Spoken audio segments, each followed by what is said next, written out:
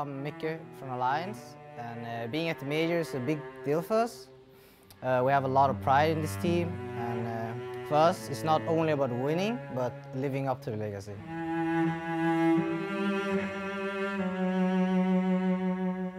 We have a lot to prove in this team, and a lot of expectations to live up to. All members are such big names and legends in Dota. I really wish that we can become like them one day. And, you know, in some ways, I feel like their spirits are still with us, guiding us forward, teaching us how to play the game. I wish they were still around. Come on, get him, get the Bloodseeker. Hello, get him. Did you hear something? Dude, it's freezing here. Something's going on. I don't know, man. I feel like we should actually yank this Bloodseeker, like, Yeah, sure. seriously. Hello, I'm Loda. I'm not dead or a ghost. I'm very much still alive. When I told them that the old Alliance was dead and they are the future, this is not what I meant. I'm very proud, but I'm still very much alive. Somebody drank my monster. My bad. Well. We have high hopes. We're ready to be the new face of Alliance. This team, this is gonna be the one. We're gonna be the... What up, y'all? What's going on?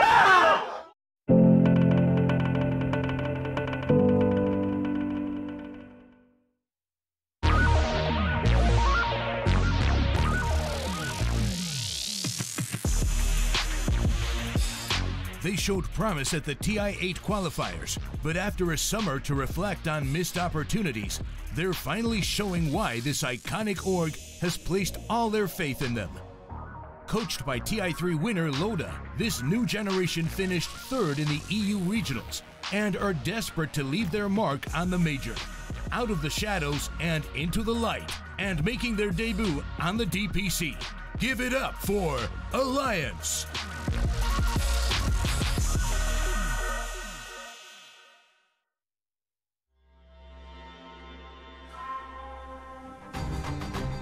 A hybrid of North and South American players, this is a team that has bridged the gap. Housing Brazilian veterans Lilis and Forder, along with the bad boys of NA, their high-risk, high-reward playstyle got them this far. But can they continue to go unpunished? Runners-up in the South American regionals, give a big hand for PainX.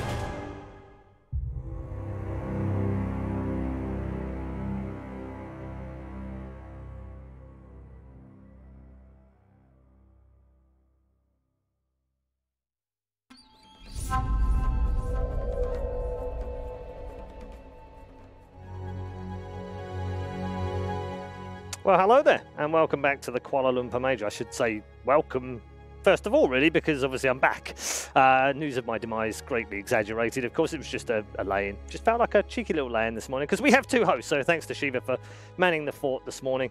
And of course, now back this afternoon to bring you the last two best of threes. We're going to start things off with PainX versus Alliance, and you'd think that I would have someone from Alliance on the panel, but you would be wrong. Instead, we've got three professionals alongside. Black, Pylide, Iron Fogged. How you doing, gents? Good. No Admiral Bulldog on the panel for an Alliance match. He was supposed to be. Wow. Was he? He was. Did you replace him? Did you murder him? You look like you're... Scheming. I schemed to kick him off the panel. Oh, I mean, they'll see. They'll see soon. He's probably like in the storage room locked in. Let me out. See, Black's mind immediately comes out. Gents, this could be quite interesting, although if anything to go by with the matches that we saw this morning, Alliance should be favourites in this game. Yeah, as long as they get brewed. Yeah, well, they got it 3 times earlier out of 3. That worked. First phase. Yeah.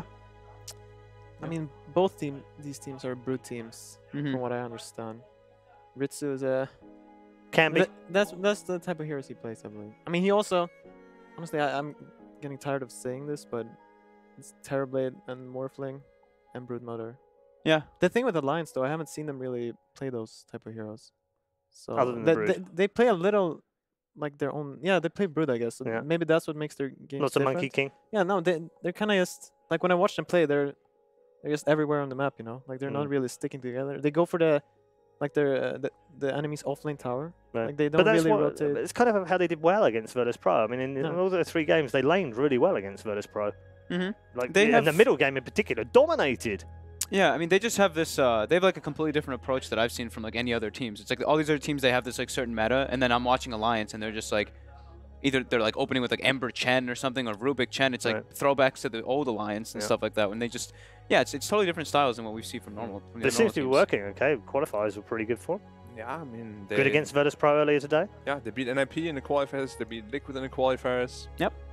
They made it look somewhat close in today's games as well. I mean, come on, this Virtus Pro have gone to 3 games in both their series and somehow still won the group. Yeah, I it's mean... just Virtus Pro things, right? It's a major, so they've got to win. I mean, people say when you pick Brute, you know, it's not really a proper game of Dota. It's more like a cheesy game. But, you know, if you give it to them all the time, then... Is it cheese these days? I mean, it's kind of unfair to say too, right? Like, I believe Liquid won a TI. Off a Broodmother, something like that. And it's first 2 pick now. It's not like it's a 5th pick, uncounterable cheese pick. It's pick 8. You've got three picks to counter it if you want. No, you do. So it's not cheese.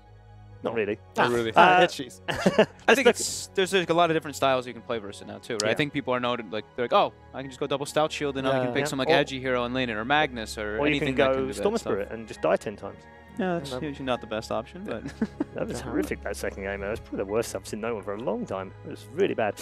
Anyway, let's take a look at our featured couple of players. We picked out a couple of players on each side. Can't really start anywhere without PainX, without talking about CCNC, because Optic last year played well, won his first LAN tournament, looked good. Suddenly finds himself in a completely different looking team in South America. Yeah, I mean, I'm not sure how he ended up there in the end, but most people would consider it quite a downgrade in, like, you know, the quality of the overall team. But obviously they still made it here. They have a lot to prove, though. Probably considered one of the weakest teams here on paper. Yep, and that's reasonably fair. So he's got obviously a bit to do. Similarly aged on the other side, I've got to tell you, this kid is probably one of my favourite new players of the newer breed of players. I mean, both these players only been playing since 2016 professionally. Yeah. Boxy obviously had a Hon career before that as well, so he's been around the scene a little bit longer. But in terms of Dota, he's got nothing. I mean, look at it. There's nothing there. There's no majors, no TI. He started playing in 2016. He's not won any money. I mean, I've won more money than he has. I mean, it's literally he's done nothing. But he's shown he's done nothing. Done nothing. Been, by the way, almost a year at Alliance, believe it or not, already. Oh yeah. That's crazy. It's been a year already. It's been almost a year. It was like the end of November last year. He was in the previous one, right? Yeah. I mean, they've been together for quite a while, I think. Yeah, it feels like and it feels like maybe they're starting to find their feet now and coming, because he has looked like a real star this morning already. I don't know if you saw the games earlier, did you? Yep. Yeah, I mean, woke up a bit early. His Earthshaker? Did you see that game? Yeah. No, I mean, generally... his first game on the ranking was good as well. No, because when you see these guys play, like you see how their lanes play out, right? And I don't think they ever really... Like they don't stick to them. Yeah, they don't look lost in their lanes. Like they pick the right matchups. Just later on, I'm not sure... Right. Finishing matches? Yeah, no, they don't really seem to play like a team a lot of the time. They're exactly. Like, yeah, I mean, that first game against Virtus Pro, they had, I think it was 20 health on that Rax. Yeah. Could have changed all sorts of things. No, if you look at the minimap when they play, it's generally, like, it doesn't really make sense what they're doing. I don't think they have a lot of thought behind it a lot. I think you can see it in teamfights too, though. Like, they focus one target and suddenly 2 people go here, 2 go here. And everybody has, like, their own idea of what they want to do. Yeah. But see, if Bulldog was on this panel right now, he'd be like, literally, that's a ban, that's sir. That's a ban, sir. Well, we got to see them a bunch, like, in, like, Hamburg, and that was exactly the thing that we were watching. We're like, all right, first 20 minutes when they're playing their lanes, these guys, I mean, a lot of them are game spammers, especially Boxy, exactly. right? No, he's so they like know what they're doing. rank 1, right? Yeah. Well, it was anyway. And then they hit like the 20-30 minutes, and it seems like they had this game. They were talking about it before. They're like, all right, when we get to this point, we should win the game. And then if it gets past that point, they're like, farm. What do we do now? Kind of farm. Well, there was a little bit of that in game 2 against Virtus Pro, wasn't there? But that first, I think 20 minutes, dominated the first 20 minutes, and then suddenly started to go a bit off the rail. They got that one back. Showed that they can close out a game against Virtus Pro. So they start here as the favourites. Draft is underway with the first round of bans. Yeah. And do you think I mean, Kyle made the point this morning of saying they need stuns. After the first game, they had nothing to lock down Virtus Pro. They were able to just do whatever they wanted. Second game, they had a stun. It was limited, but there was a shaker in there. It made a big difference to them. Yeah. And then, as Bulldog put it, they had 5 stuns in game 3, and it didn't work. So there was an Abyssal Blade, and then there was some. It wasn't quite 5 bans. It's a really stuns, powerful but I knew where he was coming from. But I don't know if that, Kyle said, I don't like it. They're in the backward meta, but they're not really in the backward meta. They're doing things that we've seen a little bit at DreamHack last week. It's only last week, for instance, first picking PainX and what have you.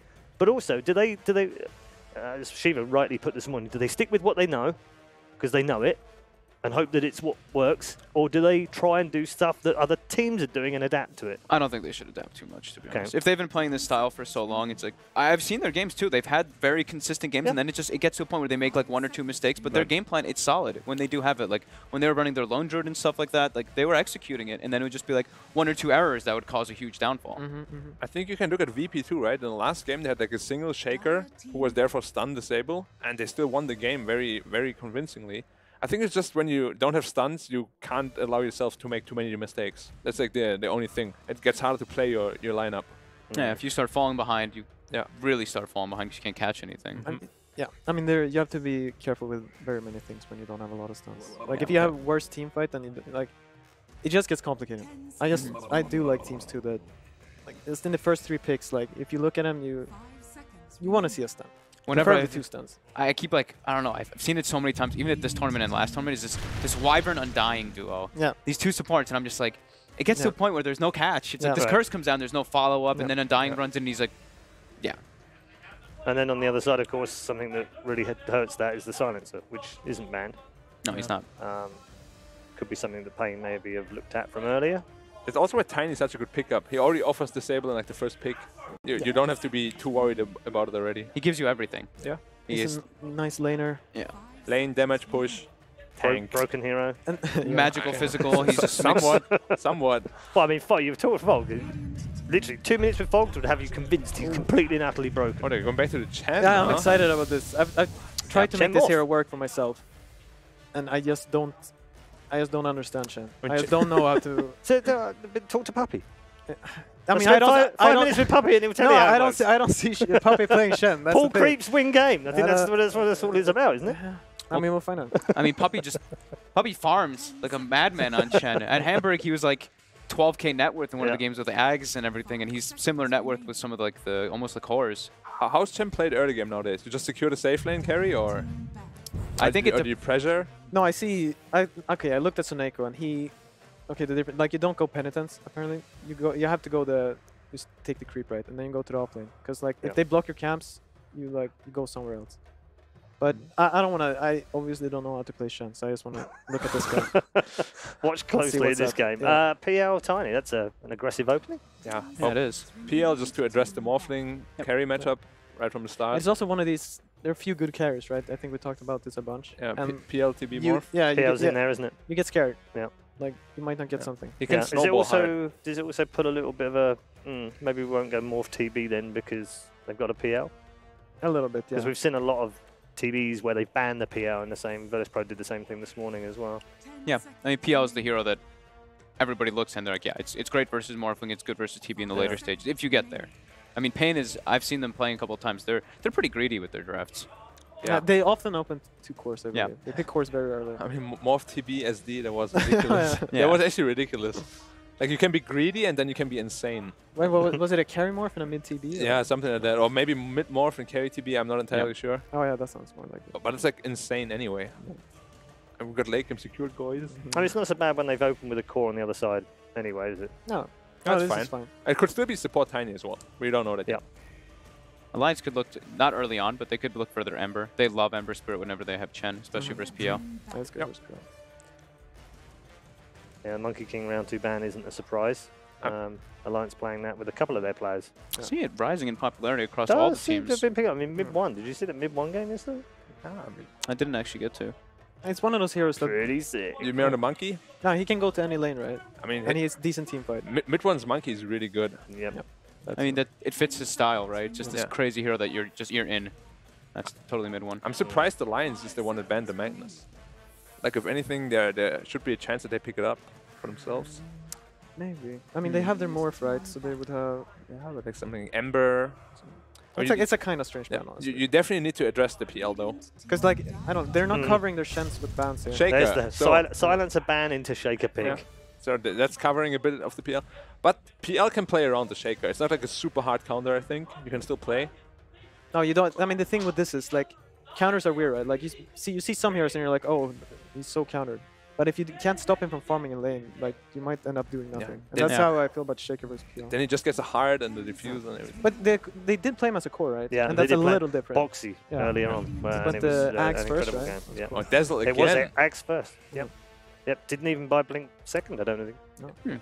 Dazzle. Dazzle is actually an insane safe laner right now. Yeah. Yes. Usually when you see the enemy offlaner, though, I guess maybe they could think the Earthshaker's there, but they also, like you were mentioning, just like solidified PL's farm. If they can just get him farmed up, then he can have a good time. I mean, honestly though, when I see Pain, these are the lineups I start getting worried about because they don't have any of these teamfight heroes. Yeah, no teamfight at all yet. Yeah, and then I mean, they still have 2 picks left, right? But you get more and more limited, and you have this. You just have these heroes that, like, sometimes you're playing against a ball of death and you can't go in. Yeah. And you can only look, and you're like trying to split push. Especially and then there's a Roche fight.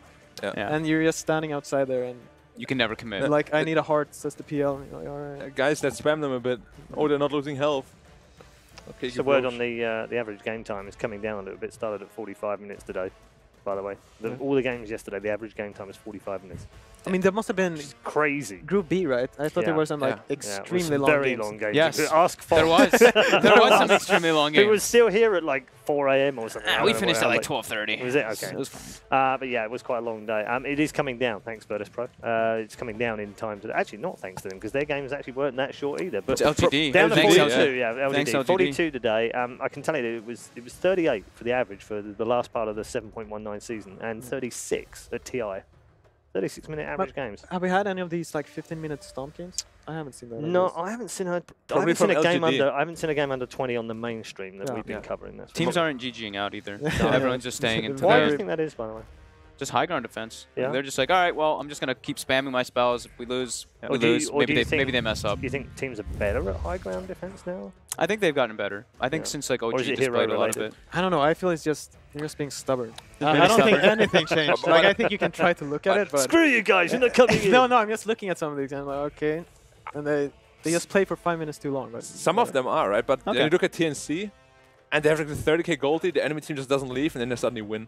Because TNC gives them the game, and you're like, yeah. What was that yesterday? 15k gold lead. I think it was 30. A 30k they had gold a 30k lead as well. I was casting that game. It was holy smokes! Not again. I think ever since then, no team is GGing out.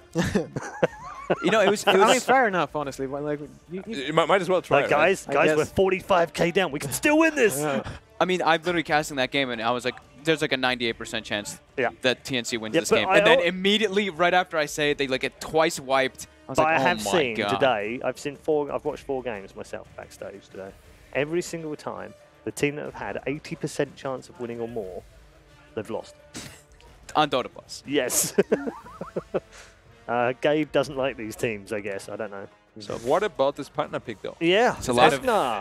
It's like team fights. Crazy. I don't like this is what Virtus Pro did to Alliance earlier on, and they lost. Yes. Yeah. I mean, it's not particularly good against any of the heroes right now. No, they must be thinking maybe it's like Pagna Shen or something. No, because it has to be like it's partner offlane. No, it's with their own heroes. Is what I'm thinking. Or maybe they're thinking like we need more building damage.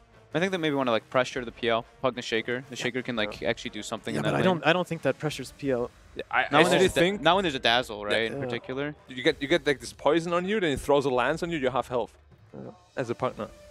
And it's the same with like when people see this tiny. Like I'm very uncomfortable with these Pugna heroes because they actually get one shot for 30 minutes until they buy an A on this.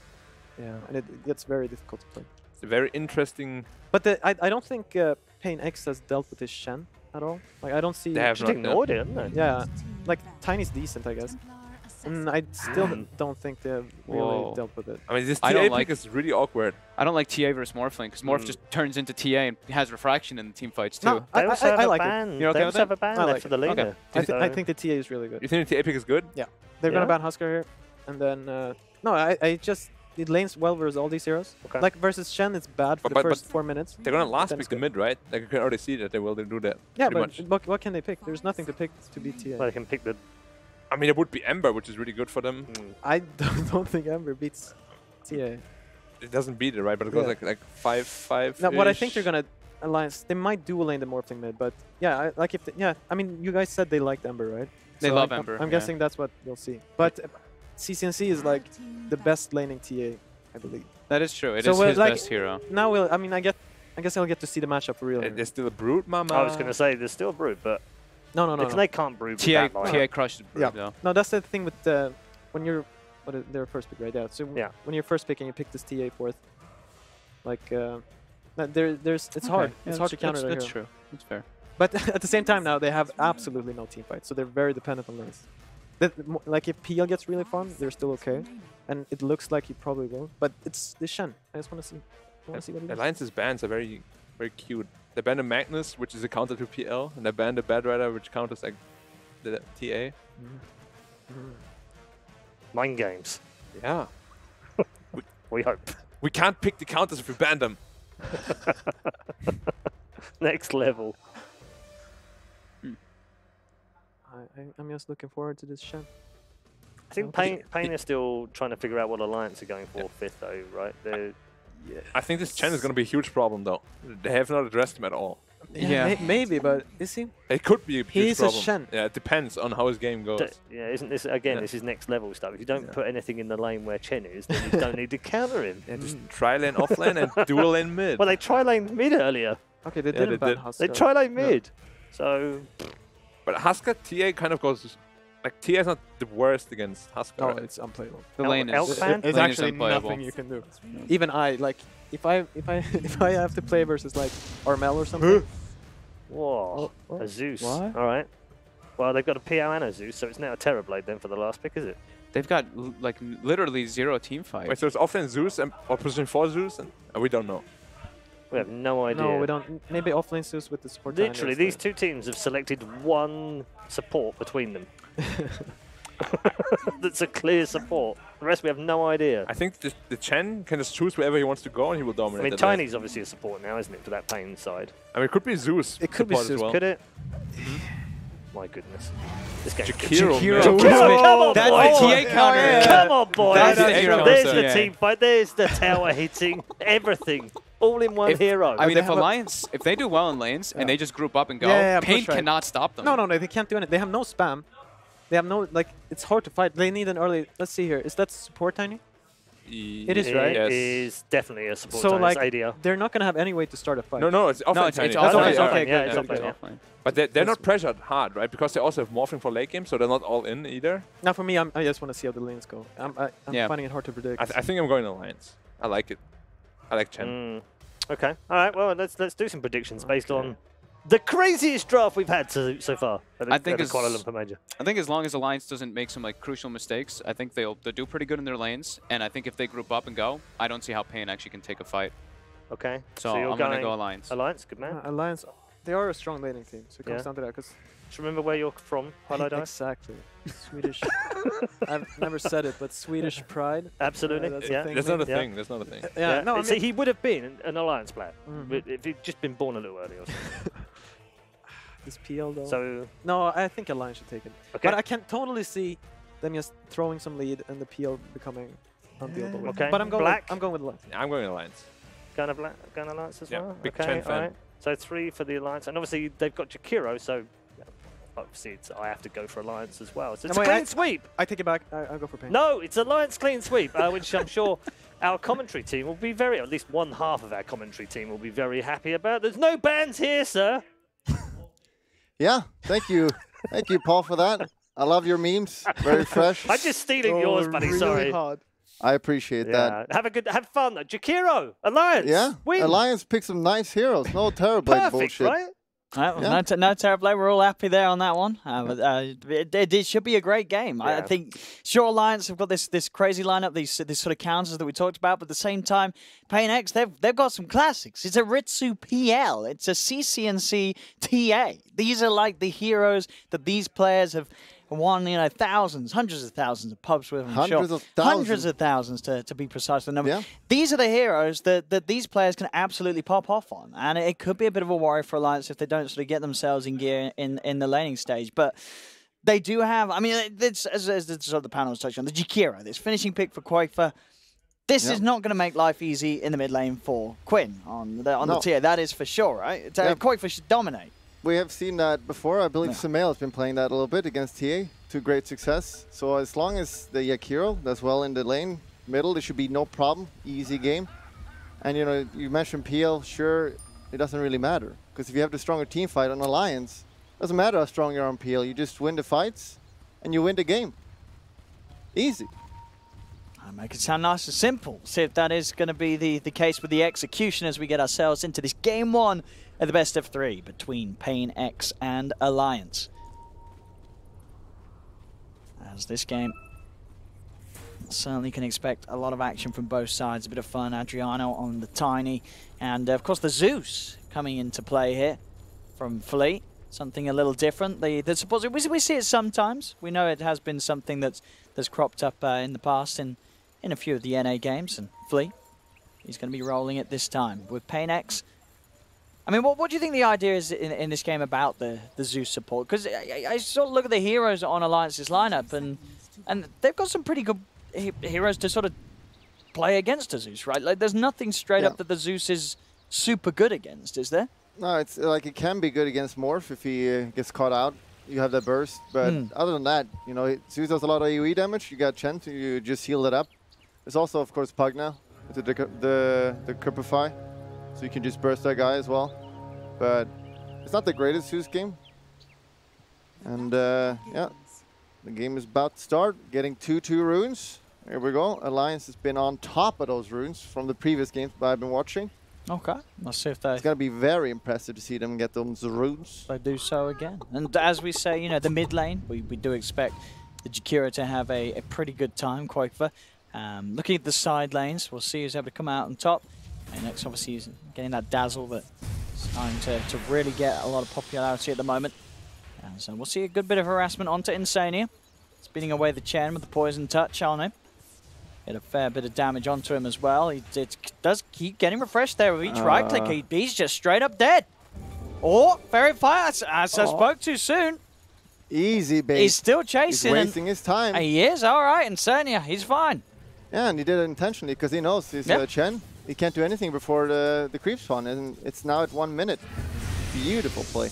Okay. But yeah, we see the power there of the dazzle. Absolutely crazy when he just gets to hit and refresh the poison touch. Yeah, this is definitely going to be a fun game with some refreshing heroes here, a little bit new heroes. And yeah, the mid matchup, it's like Jakiro should win this matchup as we see he's kind of doing right now, but this is something we don't see often, so it's kind of hard to really remember how good this matchup is. Yeah, now we'll see how much of an edge Koikva can get in this matchup against CC&C's TA. Yeah, as I say, you know, CC&C's played a lot of TA. I'm sure he has faced up against a few Jakiros in the past. So should have, you know, the ways to sort of play against it, and as I said, I would be surprised if we see sort of CC&C underestimate the power of the dragon and put himself in sort of danger's way by getting too low. The scary part for CC&C here is also any rotation. Chan rotation will mean he dies. A Earthshake rotation means he dies, so he's always got to be careful if he just dies like this. He also dies. He's got refraction. He's just holding. He's holding Siatai. He's doing the maths. He knows. He knows the matchup. Yeah, he has played his hero quite a lot. But Koikva is also a very strong laner, so... But yeah, this matchup can be... You never know, man. Don't underestimate CC&C, God. Absolutely not. And Ritsu on this top lane. We'll see how he does, as at the moment, the farm is not going to come in super quick to start things off. The pressure is there from Alliance, keeping good tabs on and the Ritsu's farm. Invis on Earthshaker now. He's got to be really careful now on CC&C. He knows he's around here. I mean, he's playing it smart, Quinn. He really. This is a matchup where I've got to say, but you know, the Quinn's 13-7 against Koikva's 9-2, and I mean, you picked this Jakiro to sort of destroy the TA mid. It's not happening. CC&C is playing it really well. Now I feel like it's just the early levels though. Okay. Jakiro has really long cooldowns on his Liquid Fire. And you can't really take advantage of that much of the spells. Like, you take a look at Breathe Fire, it doubles in damage if you skill at level 2. So if you just get a couple levels, it'll favor more for Jakiro. Now we'll see if Koikva does manage to swing back on top of the mid matchup. Top lane Tiger. And for the block off onto Lelis. No dagger, or no tree.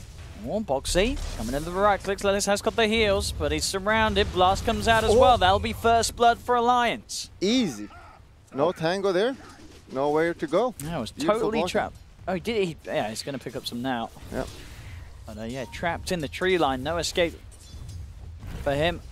I mean, I know this mid may get better, but I think he's just so far ahead. Yeah, he's kind of I snowballing. mean, he's got a lot of denies in this match. He's 19-12, so even when the levels do get there for the Jakiro, CCNC's going to be playing from ahead on the TA in this matchup that, on paper, should be incredibly unfavorable. Top lane, bit of trouble for the Dazzle once more. He's getting himself underneath the tower. Boxy wants to dive for the kill, but the stick charges are there.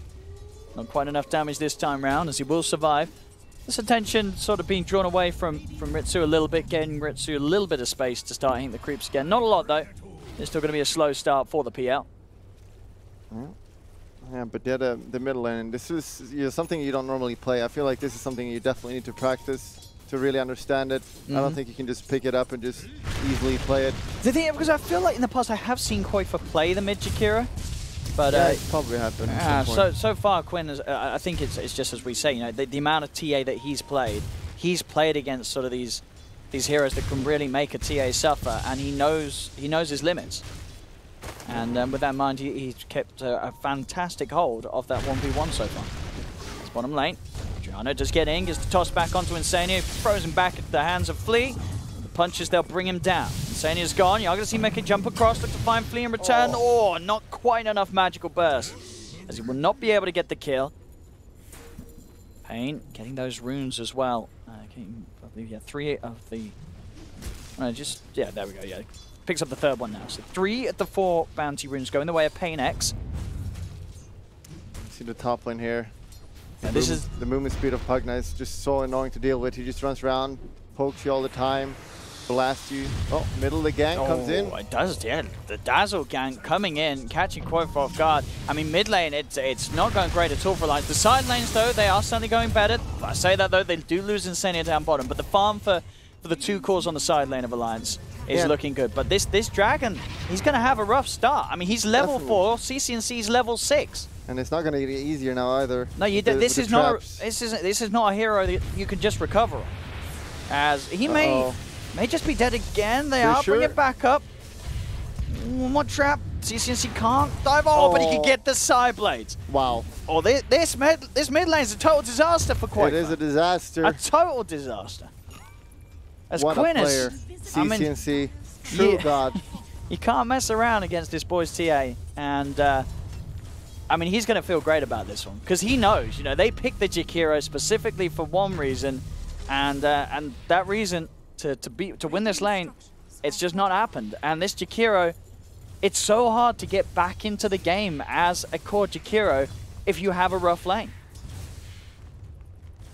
Yeah, they need to get some kind of gank on him or something. Like, we look at the net worth, not doing too hot right now. Bottom, can he actually kill him? No, he cannot. Strength shifting. Okay, we'll be fine. Not enough burst to take him, though. This will be there. A bit more harassment. You're forcing Mickey back out of the lane and trying to slow down his farm a little bit, because, as I said, both Mickey and Boxy do continue to farm very well in the side lanes. Yeah. But Alliance had a stronger team fight, for sure, this game, but if the lanes go this poorly, especially for mid mainly, this is going to be a big problem. Like, this TA can just take over the game, create a lot of space for PL, and it's not going to be that easy anymore. It's a bit of a go on to Insania once more. Toss forward the Dazzle, Refresh. Getting him on top of him. The Shadow Wave heals comes out, a couple more right clicks will do it, and a blast from Fleet does the job. Insania taken down again. This Chen suffering. I realize what, sort of 3 times in a row that he's been taken out in that area of the jungle. Yeah, he's not gotten any successful ganks or really put a lot of pressure, to be honest, so it's not really worked out. Tiger comes towards the mid, throws out a Fissure, but nothing is going to come of it. As at this point, Koifa is at level 5 against CCNC's level 8. 3 level difference before the 8-minute mark between the 2 mid laners. This is not good, sir. It's not good at all. Bottom, though. Can he kill? Who's going to die here? Oh, the creeps blocking off Adriano will keep Insania safe this time. Be able to walk it up. But Flea, obviously with these kills, making good timing on the arcane boots on the support Zeus. He's got those done, so him and Adriano can continue the spam on the bottom lane. Another Fissure comes out, but CCNC will be more than fine to walk his way around it and head off to safety. Koifa will at least hit level 6 with these creeps coming in underneath the tower, but it's 8 minutes in, and your mid-Jakiro, he's losing his tier 1 tower to the TA. I mean, CCNC just playing on top form this game, in this matchup. And yeah, Kira doesn't even have boots yet, so you know, if he gets hit by one of those traps, you just get run down right now. So pretty scary situation. Top, however, it's going really good. The Pugnet's been pretty much dominating that lane. Yeah, Boxy and Mickey are farming. Yeah, because they kind of just been rotating the Dazzle to middle and to bottom. They don't really care about top. He'll farm back later. Oh, Insania again. Oh, he's got backup, and it will keep him safe, but Fleet, bam! Gets the lightning bolt down onto Insania, and he goes for the TP out. Does not want to mess around at all, but he's not going to get away. Insania will get the double kill. Does die again, but hey, he gets a couple of kills in return. Yeah, and then tons of levels for Pugna right there. A little bit problem top though, because now Ritsu is just farming and can actually kill middle. This will be really big. There's the backup of the Dazzle, but there's nothing to save him. The blast comes through with the Decrepify as the refraction wears off, and a big move from Boxy, who was, as you say, having a fantastic time top in the farm, makes that crucial rotation and is able to get that kill onto CCNC. Yeah, they needed to kill him. That is such a big kill right there. Like, TA is such a snowbally hero. It's kind of like AM in a sense that if you die like once or twice with AM, you kind of lose so much momentum. Yeah. Potentially the game, and it's kind of true for TA as well to a certain degree. Like if he doesn't die there, he can just win the game just by winning middle so hard. But now that death, if he dies like 1 or 2 more times, you don't need to worry about that hero that much. Bottom lane as well. Mickey does continue to get a very good amount of farm, as we can see. Middle again. Okay. CNC. All right, for all the good start that he had. Getting a little overconfident there. 2 deaths in a row in that middle lane. I mean, that's how you get rid of the lead that you had in that matchup. Was this intended by Lions? You just fatten the pig and so it gets, big and then beat you him slaughter up. Absolutely. Maybe that's the plan all along. Quoth was there ready to roast him with the fire. Yep. Oh, the creep. Dazzle. Get that Satire Tormentor. Oh, it's a good bit of gold. Oh, he's got it. Easy money. Easy money indeed. But yeah, just less than a 1k difference between these two teams. And still the Akira is definitely struggling in the net worth. Tiny is, I mean the Zeus as a support is even higher right now. And he does have some AoE potential to farm from Korkvar, but not the greatest. See the Dazzle and Zeus coming back towards the bottom to back up Adriano. McKay is a very, very hard target to kill, that as long as he plays safe. They use the Thunder God's Wrath to hunt him out, but the TP is instantly coming in for Alliance down towards the bottom tower for backup. So PainX, they do start to retreat. Tiger goes for the Fisher out onto Fleet. Fleet. He's blocked. Here goes Boxy. He's got the burst. Boxy with the perfect rotations over and over. Very nice catch from Tiger. And picking up the kills. And we also see the Morphling has a pretty good game as well. Being that second in net worth. He's going to have could be pretty rough game for him because if this Tiny gets the dagger, that burst is always scary to deal with. And TA also has really high burst. And add a Zeus on that. So he needs to play pretty well this game, not just die. McKay moving towards the top lane, looking to get some pressure onto the tier 1 tower there. Does have backup of Insania. That Chen army. Ritsu with the treads and now resorting to the jungle. So he can make good timing on the diffusal blade without being worried of potential ganks coming in from Alliance on the lanes. Adriano does show himself. I know where one another is, but the game continuing to be very close as it stands 6-6. They try and for it. The tower is about to fall. Adriano does get the tower denied. 700 gold, that hurts. And the toss back. That'll keep him safe. Nice play from Adriano. Who is this guy? Perfect play there by the Tiny. Couldn't have played it any better. Deny and then just toss him back. Clean. And this is really good for Pain because they really just want to stop the snowball a bit from Alliance or just, not give them as much gold because Alliance just want to group up and take advantage of the stronger team fight, just delay Earthshaker Dagger and so on. So that is really big deal. And Pain, they just want the dagger as well. Tiny getting closer. Just keep getting pick off. That's basically how they will win this game. The try for Mickey again. It's always such a hard target to do. If he gets that shift off, they're never going to have enough burst at this stage to kill the Morphling. No, it's not going to happen without Blink Dagger on Tiny. You need to like toss and avalanche instantly with his result, and he can die. But Mickey's probably aware of that, so he'll just make sure he doesn't, like, sometimes he stay on super low health, but against a Tiny you can just make sure he's sitting on 1,000 when you're a little bit endangered. Bottom, the push is coming in here. Alliance is going. This is the group up. Oh, they're moving in. Tier 2 tower starting to fall. They have got an insane amount of push. CCNC actually pretty deep on Alliance's half of the map. Nothing that he can do himself about Mickey at the moment. So we'll back away, but they're getting away with this push. The sort of group up and go that they have with the Jakiro, the Pugna, and the Chen. It's a lot of siege potential. They're taking these objectives, getting the money off the map. Yeah, this goal is going to be really important again for the Earthshaker. If Earthshaker gets dagger, this game just gets so much harder because Pain, they're going to get double blink soon, and they want to jump in, and then you have a counter initiation on the Earthshaker. He's going to stop that completely and just destroy them. PainX, you got to find their timing. Let's get those pick off with the daggers now. If they let the Alliance just group up, it's going to be a big problem. Yeah. It's kind of hard to take the 5 map against this, especially when Ritsu and CCNC aren't quite at their first major. Right, Adriano gets the blink in onto Boxy, but it's not enough burst to kill him off. He gets the life drain, Boxy's going to be fine. Then the God's Wrath comes through. They're trying to turn towards them. Boxy sitting on 20 HP, he's trying to back up. Trap will slow him. CCNC's hunting. The runes! He'll grab it. Oh, and the ice path as well. Holds back Quinn. Quinn can't chase this, so Boxy will be fine. Oh, he even goes to farm the lane a little bit. Oh, a little bit of greed. I like it. What a boss right there. And they leave the bottom. That is a little bit upsetting, but you know, he gets out alive there. Got the Chen heal to just heal him up there, saving him. I mean, Boxy and Mickey are having fantastic games on both the carry and, of course, the offlane. You see Adriano setting up for the hunt, ready to see if Mickey does dare show his face in the lane, whilst low on the old strength. Let's say Akira, though, he is pretty tanky. 1300 is a little too much for Adriano to try and jump for, especially when they don't have Thunder God's Wrath. Really important to be on strength here. A lot of people switch to int here just to get, you know, I get a little bit more damage. I hit more, you know, just stay on strength. In a game like this, you don't want to get bursted, especially against a Tiny. It will make the difference. We'll go the group up again. Adriano is going to try for the jump in, but the ice pass there in response from Quaifa. Straight away, the Grab find the light drain. They look to go for Adriano, will be cancelled by the lightning bolt.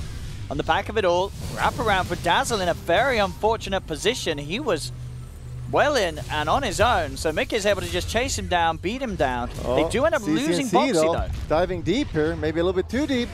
He's going to be ice path. They've got the control to deal with him, quite for getting the slow out. Trap will slow the two of them, but already TPs, they're coming into the shrine. Tiger's going to be there with the wraparound, comes out with a Fisher as they get CCNC as well. A double kill for Mickey as he continues to stand highest net worth. This Morphling having a beautiful game. Yeah, CCNC going in deep there just to get the pick off on Boxy, which obviously you want because that hero is super strong right now. Slowing him down, but leading to a double kill on Morphling. Not the greatest thing you want. And he's getting so far ahead right now that it's going to be really hard killing this guy soon. And you're also fine with Yakir not having the best game. Like, he's kind of okay now. Yeah, I mean, he's still, at the end of the day, the spells do a lot of damage. As long as you got set up, it's going to be going. Like, you don't really expect this guy to carry the game. And the Blink Dagger coming out here, it's going to be a kill. Did they have the damage? This is pretty slow, though. See what they can go. They got him. They got him indeed. I just saw the beautiful comment from the man himself, Loader, and I couldn't agree more. Commenting on Boxy's rotations this game, and indeed the sort of the Pugna movements around the map. And now sort of as a whole, now Mickey sort of stepping it up and being in the right place at the right time, even getting himself involved in the early stages as the Morphling. It's starting to really pick up. You can feel the momentum for Alliance. And Akira completely recovered, honestly. His net worth is fine now, but his level, more importantly. Like, you just want level on this hero. All his skills just want the spells. Are super powerful.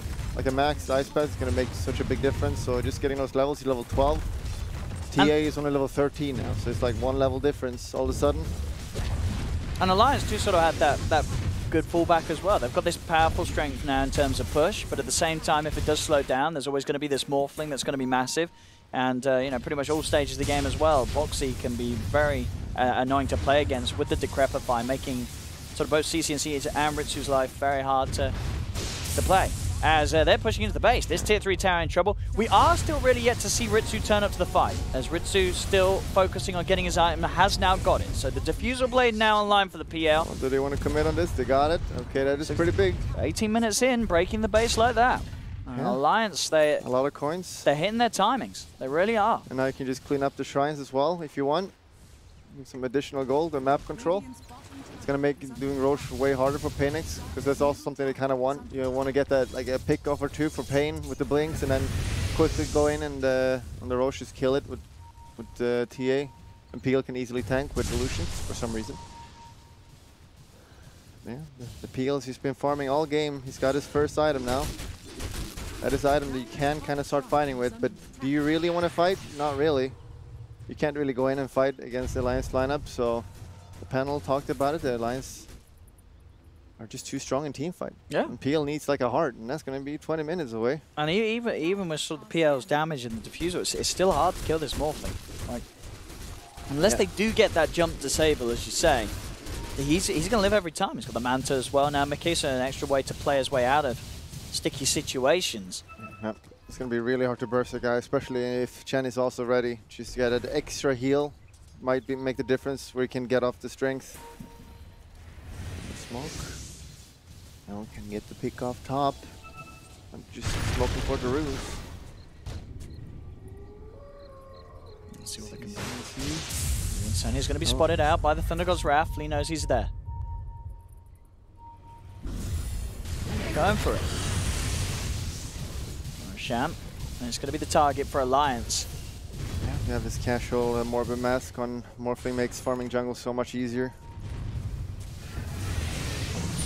This looks to be not noticed at all by PainX. I mean, they used Thunder God's Wrath, and then Alliance, as soon as they were aware there was no Zeus ult, they went straight into the pit because they know that there was no chance of it being scouted. They're going to get away with this one for free, so Alliance keeping that pace that their lineup thrives on. And even if they get scouted there, they still have the stronger team fight, because you don't really have the greatest jump. Like if you go in with Tiny, they will just counter initiate, so it's kind of scary to commit. Again, just the team fight on PainX is really weak, but he got the hood now on the peel, so he can kind of fight if he wants. Like you would assume that if he wants to fight in the next 5 to 10 minutes, you would go the hood. Otherwise, you can could skip it. I mean, it very much feels like PainX. Both Ritsu and CCNC, they're not interested in fighting until they get their items. They're very much both just sort of playing their own game for now. So we've yet to really see sort of a move or big answer from PainX and how they're going to deal with this sort of team play that Alliance is being very successful with so far. So once the BKB is there for CCNC and, as you say, the hood on Ritsu, maybe we'll now see them try a bit more to get involved and to actively sort of put a stop to the reign that Alliance is having across the map. Yeah, that BKB will be big, and they kind of also just need to wait out on that Aegis, because fighting into that. But even if they get the perfect team where they jump and kill one hero, if that's not like a key target, I don't know how they win the fights, honestly. The sustain from Alliance is just so strong. They have a glimmer on Pug now, just all these team fight items. And here we go, they're going to push. And bottom is safe. Earthshaker is baiting. Let's try for the jump in, but straight away, Mickey, he zips up to the high ground. They'll look towards the barracks, start to poke away. At the same time, smoke coming out from PainX a little bit on the backline. Maybe see if they can reset and get themselves in. They're taking down the top racks. Range racks are gone. They know there's no Earthshaker here now. See if they can fight back. Adriano goes in with the jump blink, but the Hand of God is out. Alliance are fine to stick around. Ritsu's going to try with the wraparound though. Gets on top of Insania and Quakefer. Quakefer's going to be used up in the air. Insania's gone. They look towards Quakefer as well, and they will be able to punish both of them. See if they can fight back. Mickey's still strong. Punching into Ritsu. Ritsu having to doppel away. The refraction's up on CCNC. Adriano coming in again with the combo. Not enough damage to bring down Boxy Tiger. Jumps in with the Echo. He's locked down one. Not enough damage from himself to kill him off, but with the right click to the rest, they may be able to do so. But Ritsu, he's still alive. The illusion's coming out onto Tiger. Tiger incredibly low. Ritsu runs back in, charges him down. Mickey's out of mana and out of health. He's also got to be careful here as Alliance. They're losing a fair few off the back of this. They've got to try and escape with as much as they can. Boxy going for the self-decrepifying TP out will make it. They've got nothing to cancel it. He will escape, and so will Mickey. Yeah, that was a pretty important TP out there by Boxy. If he didn't get that, it would have been so bad. Alliance here taking pretty sloppy fight. Like all the time, Earthshaker is bottom because he's kind of expecting Peel to be there to push the lane because they don't want to take the fight. And when Zeus just ults, they see it and instantly they go top. And then Earthshaker just has to run all the way, and you know they just kill it. They kill a few heroes too fast, and just a buyback on the Dazzle. Just winning that fight, and also the Earthshaker kind of went on the wrong target there. Yeah. Like both the cores were like going for the Tiny, and then all of a sudden Earthshaker just goes on complete other hero. So a little bit of miscommunication. It's fine. They're still in a good position. I mean, it's still sort of the game is so close in terms of net worth. I mean, 10-10. It's less than 1K lead. One of the most static close games that I feel that we've seen.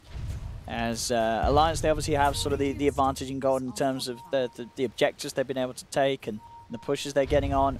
But PainX, we're seeing CCNC and Ritsu just trying to be focused on getting those big items so they can sort of be these beasts in the fight that sort of don't care too much about the superior team fight that Alliance have. But they're still sort of an item away. You know, CCNC trying to get his Deso after the BKB.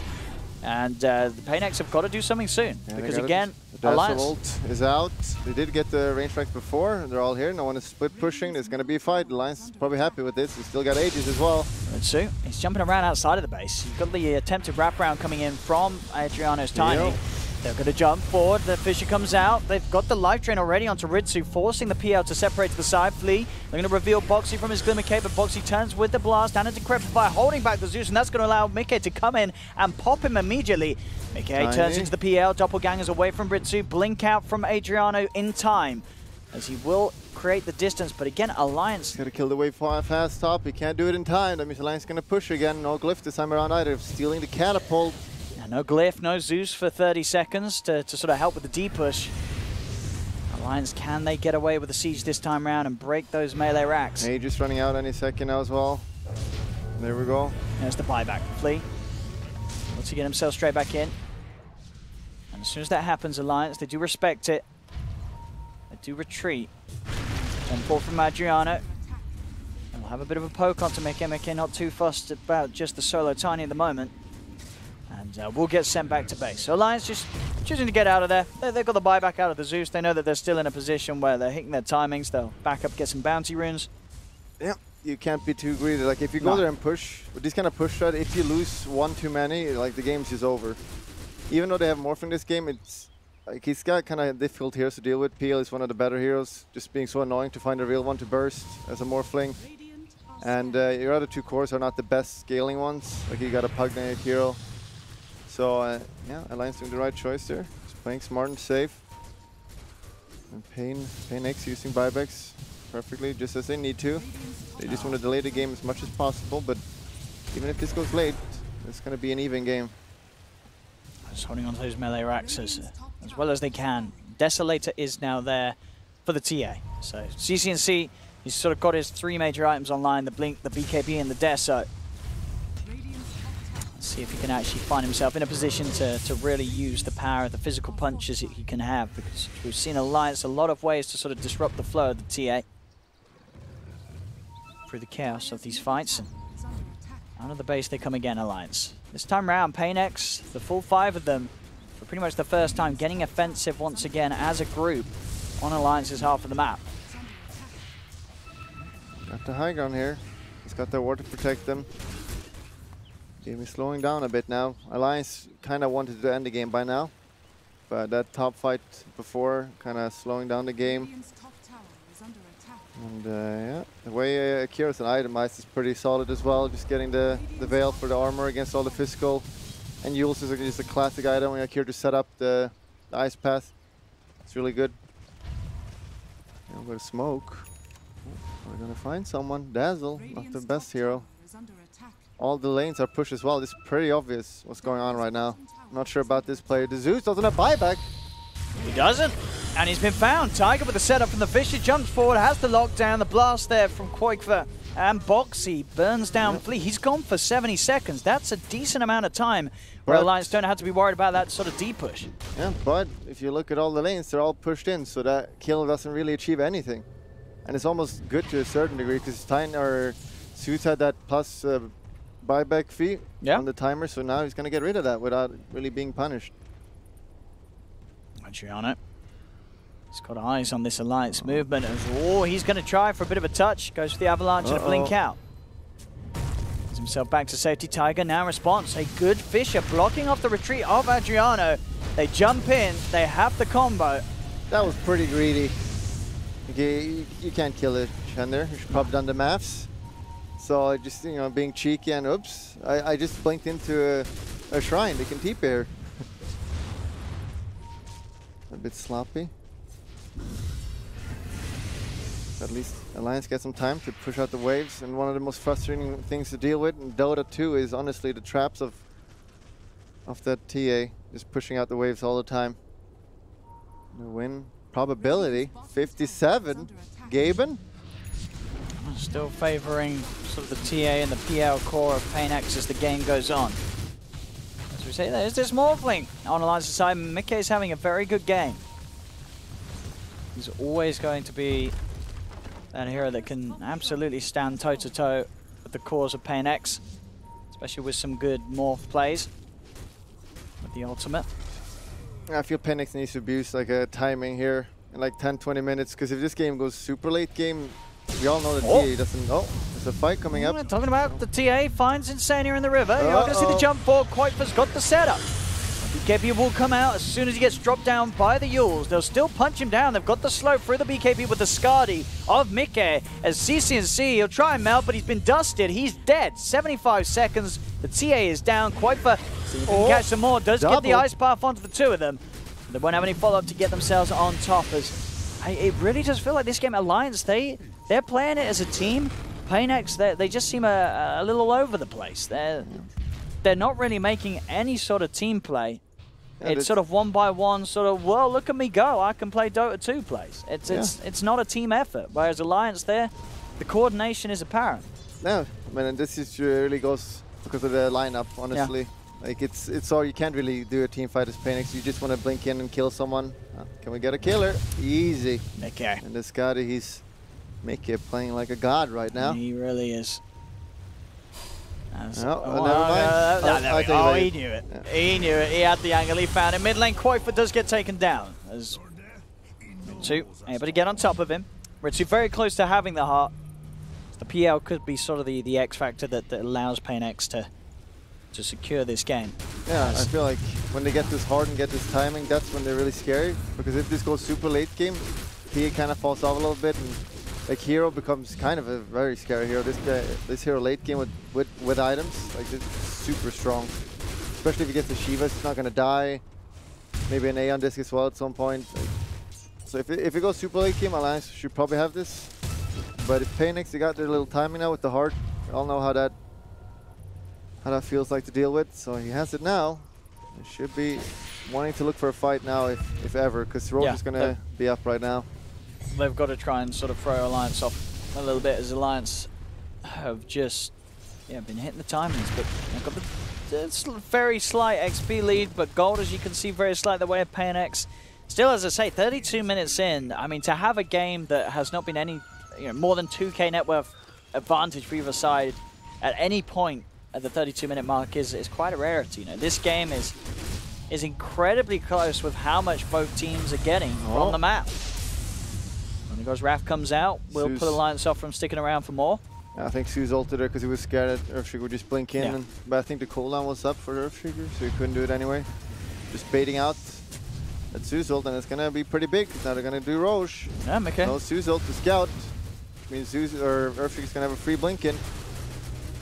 Let's see how they address this PainX. They really can't let this Roshan go the way of Alliance. They've got to do something beforehand. Adriano jumping in on the back lines, looking to commit straight away with the BKB. They do find the Shaker. They'll get one. They're moving over towards Boxy. Boxy starting to have his mana drain, but Ice Path comes out onto Adriano. The save play from Lelis will buy him some time on the Tiny, but he's still incredibly low. He's getting stunned up by Roshan as Adriano will lose his life. They've lost two. They'll buy back on Lelis for PainX. Only one dead at the moment on Alliance. Too far. And the Roche are trying to sneak Roche. They are. They've gone straight in. Be aware of this. They cannot give this up to be a disaster. They are. No. Where's Mickey? He doesn't have any health. He's got to get in. Someone's got to get in from Alliance. Otherwise, PainX are just going to take this one for themselves. They may have lost more in the fight, but if they can get the Roshan... He's coming back. Nerve is pretty low. Right. Another buyback from Adriano. 2 buybacks now from PainX for this effort around the Roshan. They've got to make it work. Jump forward from Mickey. He's ready to go. He's looking to get in around the pit. Who's going to get away with the Roshan? Roshan falling low. Ritsu grabs the Aegis as PainX do get the kill. But the slam comes out from Tiger, locking down Ritsu, but so much damage here being thrown out onto Alliance. They're all incredibly low. The Thunder God's Wrath bursts down 3 of them. It's double kill for Flea. There's 3 dead on Alliance. Aegis, that second life for Ritsu, allowing him to move up for more as Quaitfa's gone. Alliance losing a drastic fight around the pit as they lose for the Aegis being claimed by Ritsu as well as the kill despite Alliance's best efforts to get in. And that's a dangerous swing to give away. There's 3 heroes dead that do not have buyback. Now. It's going to be Rax as well. That's pretty sloppy. It's not what you want to see right now. That grave by Dazzle absolutely saving CCNC there. Just changing the fight massively. This is even they're getting so much. Is it going to be 2 sets? It might even be 3. It might be the game. No, they have it's not the game. Oh, we'll see. Just like that, I mean... He's got a double damage. Oh, there's an Aghanims on the Zeus now. Oh, no. Why did you have to get a double damage on TA? Oh, Lord. CCNC. 28 seconds. He loves it. He's smiling right now. That beautiful, creepy smile that we love him for. Do they back? Do they play safer? Probably.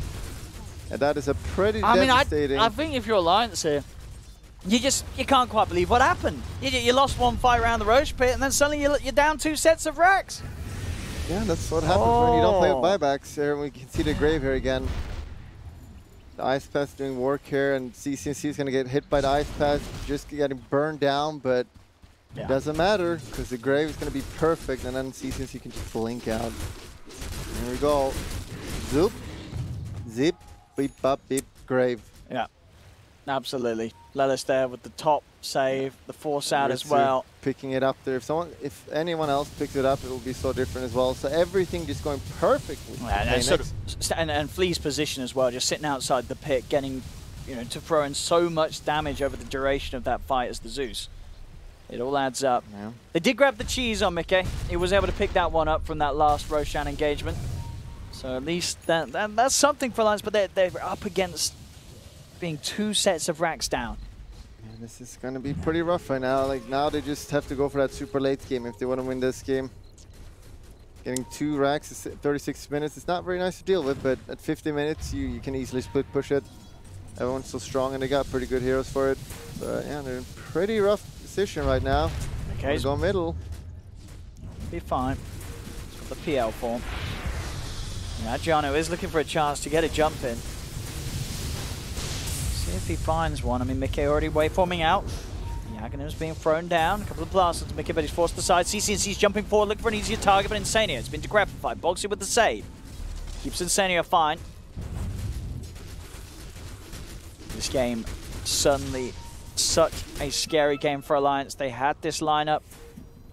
It was getting away with the pressure. They got so close to taking a melee racks up top from PainX, but now being up against this power that PainX have built up. Adriano does sort of get caught outside of the base here in the mid lane. He's got the BKB. At the same time, PainX, they're ready to come back in potentially. They poke towards Tiger. Tiger being harassed. CCNC commits with the BKB. Turns towards Mickey. Mickey straight back into the Morphling form. The refraction is up for CCNC to protect him against quite a few right clicks. They do continue to chase him. They want this TA. The grave again from Lelis coming out, giving him some sort of safety. Is it going to be enough to do anything crazy? It isn't. They'll lose CCNC. Alliance striking back, but Adriano will claim the trade in the form of Insania's Chet.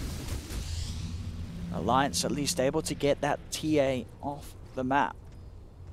Yeah, we see Alliance just still stronger in team fights, even though all that happened. They're just still winning these team fights, so it's... Oh boy, what happened? And it's also another problem was that Earthshaker didn't have buyback for that, and you absolutely need to have buyback in the mid game, especially for those Roche, because if Earthshaker's buyback, he buys back, and the game is completely different. Instead, he bought like an Ogre Axe. There's no reason to do that, so you always just want to make sure you have buyback. Oh, especially on supports in mid game. Well, you always score as well, obviously, but You know, if you bought it to finish the axe, maybe you could consider it, but just buying an ogre axe, it doesn't do anything for you. Yeah. No, absolutely. Because they came in from the back there, just finding Earthshaker, killing him instantly in that fight. A bit unfortunate. And Alliance struggling. Zeus also, just the support is actually really strong right now. Well, there's Flea. He's getting close to 25 as well, which is absolutely crazy. Boy, I mean, just having the Ags alone at any stage of the game it's just super strong. And yeah, he's going to have even more on top of that if the game continues at the pace it is. Got the Axe at least now on Earthshaker, so it's not really countered by AoE damage. You can still just jump in now against the Zeus ult. Just get that ult off. Still, game is pretty slow right now. Alliance just chilling out. Not sure what to do.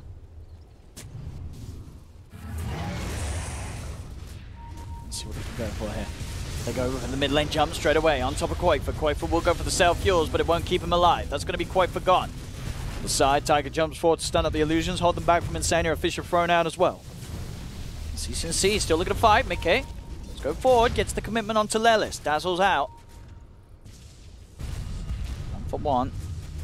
Alliance maybe still seeing if they can search for more as Ritsu will show himself mid. Adriano comes in with the damage onto Tiger. Tiger still with the Aghanims, can leap away. The enchant totem, and Adriano still poised, ready to jump in if he sees an opportunity to do so. Tiger and Mickey are coming around. So Adriano should be fine, able to keep himself hidden.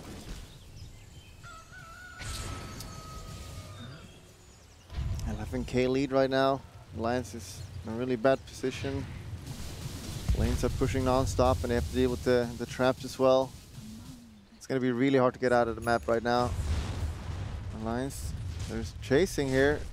Oh, they got to get the runes. Oh! Oh! Oh, it's a surprise! It was a trap! Oh! Oh, but he slides in. And he jumps out. CCNC grabbing the bounty rune and grabbing Tiger's life. CCNC knows how to play Dota. He goes for those runes. But they did waste the Beaky Beach. It is 5 seconds now. Yeah, it's down to the minimum. It is a 5 second. Yeah, he's nearly, you know, he's nearly sort of ready for sort of hex and buyback. He's getting there, Quinn. He's got 5K gold, nearly 6K gold in the pocket. One more thing. Can he kill him top, actually? He's got a dagger ready, so he can just blink out here. See if he can do some sort of cute play. He's going to try for it. CCC with a fraction. Many of them still up, able to blink away. And Mickey won't look to chase. Does have the double waveform though, so we'll have that sort of way to get back on top of heroes that do escape. We've got the bigger items coming out from both sides now as well. Quakefor with the Shiva's Guard, and over on PainX, Ritsu with the Nullifier, and CCNC with that Hex. So together, they find themselves a target. They should have a pretty solid chance of getting that guaranteed kill. Yeah, and the problem for Alliance right now is that no one can really go out alone because they will die pretty much. The Morphling can kind of do it, but even now with the Hex up, it's kind of scary. If he's low on the HP, yeah, absolutely. If he gets Hexed, it should be the time for CCNC to get the damage in to kill him off. No buyback on CCNC here. Roche is going to spawn any second now as well. Oh, Mickey. He shows himself mid. Oh. Goes to farm that mid lane totally alone. And gets immediately bursted by PainX. Well, that's just how Morphling is. You just get jumped and you die. A little bit out of position there. He's got to be careful. Absolutely been playing super good this game. Yes, but mistakes like that could cost you a Roche, and he does have buyback. Yeah, that's definitely going to cost Roche now, and that's a refresher shot already as well. But that's for Zeus. That's a little bit scary. Yeah, the double Nimbus. And it's also going refresher, so it's relatively close to that as well. So Zeus going to have triple Nimbus, triple ult. That's a little bit monk-esque. That's a lot of damage. That's a lot of threat in the team fights. As PainX continuing to ride this wave. 15K lead. At the moment, holding the refresher shot on the Dazzle, but I would imagine they'll pass it over. Let's see, they have everything they need now. They can just go and push. If Alliance can hold this, it could delay the game to the late game, but It's going to be rough now. Alliance got to play perfectly here, play around buybacks. They got 30 seconds, so he definitely don't want to buy back here. PainX should probably try to abuse that. 20 seconds, just hit a little bit. Not everyone is in position though. I mean, as we've seen, if Alliance put 1 foot forward in the wrong manner, they'll instantly get jumped by PainX's cause. I feel like they could have just manned up here a bit more, PainX. Like, you definitely did not want to buy back a morph. It's this slow. Here we go. Adriana. He is him. Tiger is able to leap out at the range of the Nimbus, though, with the Enchant Totem Axe. He's out of there. Ritsu. He's getting disarmed, decrepified, but a quick doppelganger down will keep him pretty much at full HP. Racked. The tier 3 tower on the top lane being pressured. Hex comes out. Morphling aboard a BKB, so no buyback on him now. We do see Koifa with the catch and the setup as well. They are chain locking down Ritsu. Ritsu does get the doppelganger off. He's incredibly low though. Mickey will pick him off. That's the Aegis pop. That'll be the buyback from Flea. Can they kill this Ritsu a second time? Enchant Totem, everything being used in an attempt to hold him down, but Ritsu still gets the doppelganger off. Tiger jumps into the side for the Fisher, but he's in trouble. The Grapefire won't save him as the magical damage from the Spirit Lance comes out and kills him off. Mickey getting sent back to base. Is PainX continuing to take a lot here from Alliance. Tiger will buy back. PainX will retreat for a little bit, but still keeping that lead, and a big one now. 26,000 in XP, 16,000 in gold. This is not the greatest buyback on Earthshaker. Zeus also used it though, but I mean, this is a classic one where a carry just is holding that BKB until he wants that maximum efficiency, so he got hexed and he couldn't really hit, and then he BKBs as he got sent back. It's like really not that great for Morph. And here we have it on the top lane. Pushing in onto the tier 3 tower. What are Alliance going to do to be able to keep him off? They're still really strong. Like, Ritsu doesn't have Aegis this time. They did show us that they can kill him once. The question is, can they do it again? Jump forward from Ritsu and Adriana. They want to get themselves in, and on top of the Jakiro. Koifa in trouble. He's been nullified. He's being beat down by the illusion of the Decrepify. The self-fuels is buying him time. Koifa will survive. He'll live for now. The Boxy having to buy back. It's another buyback being forced out of the pockets of Alliance. And they did lose that tier 3 top, so the final set of racks now laying exposed. Just slowly wearing them down. It's the power of PL and the illusion. And we see also he's 25 now, along with Zeus. Oh man, the arc lightning damage. Yeah, just pretty scary. It's pretty damn hard to fight against. They could probably have gone in again there, but they were all lacking a lot of mana, so they kind of just want to play it safe. Hopefully they don't play over safe now, because waiting for next Roche is probably not what you want to do. They don't have a lot of buybacks on Alliance. They're heading out. Nice. They're going aggressive here. They'll look towards Adriana, but Adriana is forced aside. The whole sort of combo is off the mark, as Adriana can slide away to safety. These heroes of PainX, even the tiny, not sort of the instant kills that they once were, they're very beefy at this stage. Okay. He's supposed to clear things out, but he's going to get jumped. Again, Mickey, he's the one to go in first. Pop the cheese in the BKB. He will be fine to punch back and look towards Adriana. Adriana 4 staffs away. They're trying to chase him. They do have the stolen toss. They'll get it. Tiger jumps in the backlines with the Enchant Totem, but CCNC and Ritsu just turn towards him as Tiger getting beat down. The Lightning Bolt holds him in place, but they have lost two on PainX Alliance. They got the double kill. Mickey there looked to be in trouble, but with the BKB and the cheese play, he was able to come out on top. They've taken 2 from PainX. As long as Alliance don't lose anything more, they'll be okay with this. But Ritsu, he's around making sure that PainX do come out on top. He'll let the illusions finish off Insania. Alliance, they're very low in the mid lane. Ritsu getting himself on top of Boxy. Mickey tries to zip back in, but he's low on the HP. Gets zapped by the Nimbus. He's dead. A buyback will come out from Koifa, but they've lost Boxy. It's only the 2 of them that can come back into the game, and PainX know that. PainX buying back, looking to finish off the game. Any mana. Mickey, no mana for jumps. He's on Ritsu. He's got the damage. Ritsu's still going to get forced outside of the base. Flea tried his best, but it's not enough. Oh boy. Oh, Koifa. He's got the catch. They're going to get him as well. Alliance somehow holding. I mean, they just lost 3 heroes without buyback Alliance. They only had the 2 of them. But Ritsu going in, dying, Flea buying back, coming over this half of the map and giving up his life as well. Alliance, they're still in this game. Yeah, they definitely are. Like, you might think this is over, but again, the late game from Pain is not the greatest, even though they have pretty good late game heroes. But the TA kind of falls off, and Alliance got really good late game heroes. Morphling is obviously one of the strongest one. And yeah, Mickey can dance around the fights as he has been. I mean, this is definitely a game where I can just see like a team throwing. Like I've seen this so many times. So and we also see the power of PL here, like just going in and out, getting that region from hard, just being so annoying, picking off the supports. But as you say, I mean, so the big flaw there from Ritsu was sticking around in the base without any sort of mana to spam the doppelganger. It's all well and good having this low cooldown, but if you haven't got the mana to continue to jump about, yeah, you're going to be stuck in the base. I mean, you saw him there popping it every single time it was off cooldown, and suddenly he's locked down. He's got no escape, and Mickey's got all the damage in the world. Fleet trying to force him out, but the range wasn't quite there, so he's still trapped up. He couldn't escape. And now also in the Zeus there, but we also got a level 25 on Yakiro, and this guy is 25 is actually so crazy. The ice path is such a long stun with that massive AoE. It's so good, 3.75 seconds. If he hits that, I'm actually feeling a little bit hopeful again. Okay. I'm feeling hopeful. I mean, it looked grim for Alliance when this was that period of game where they lost the 2 Rex, but yeah, because PainX are going to be scared now because they don't really have the buybacks. No. They don't want to throw away the buybacks, and it's really going to come down to another Roche probably. So we're just going to have to sit and chill, drink a monster, everyone relax, and sounds good. Get hyped because you drink a monster.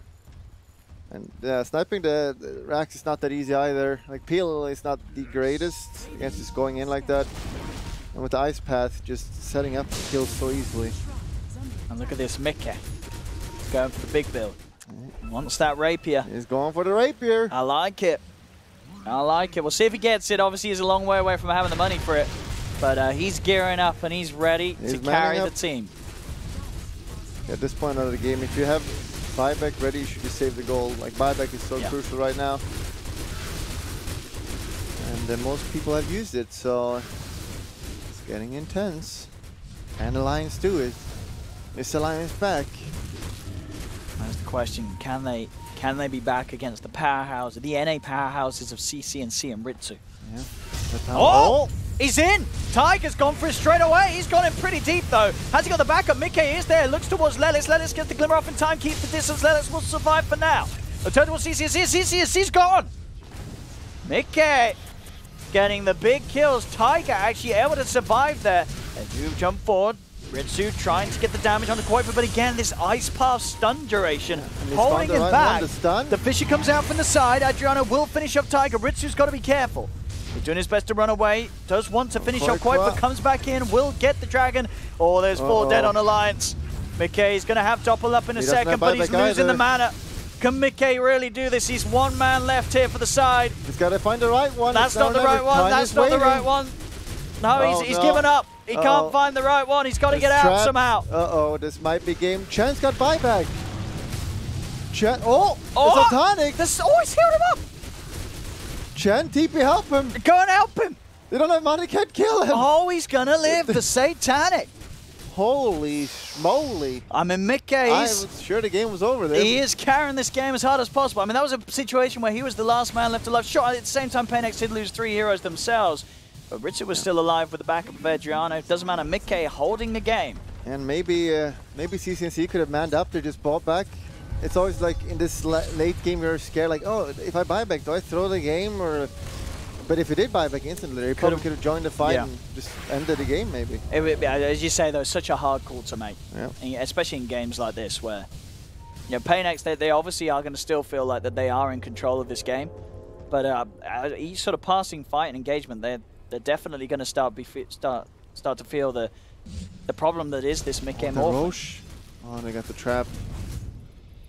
The Roche is going to be important now because it's not really the Aegis that's that important. It's mainly again. I like this play as well from Tiger. I mean, he was not afraid to just go in and start the fight off. And Mickey was there to back him up. Again, sort of this trust that we're seeing from Alliance in terms of the plays of one another. Just dying instantly. They're not really doing anything. Just falls over in the fight. PainX, they're into the pit. They don't have a hero. This hero is super important for the team fight. They do have the Echo Slam. Yeah, but it's not that strong anymore. No, especially with sort of Zeus's presence on the map, it's hard to get in.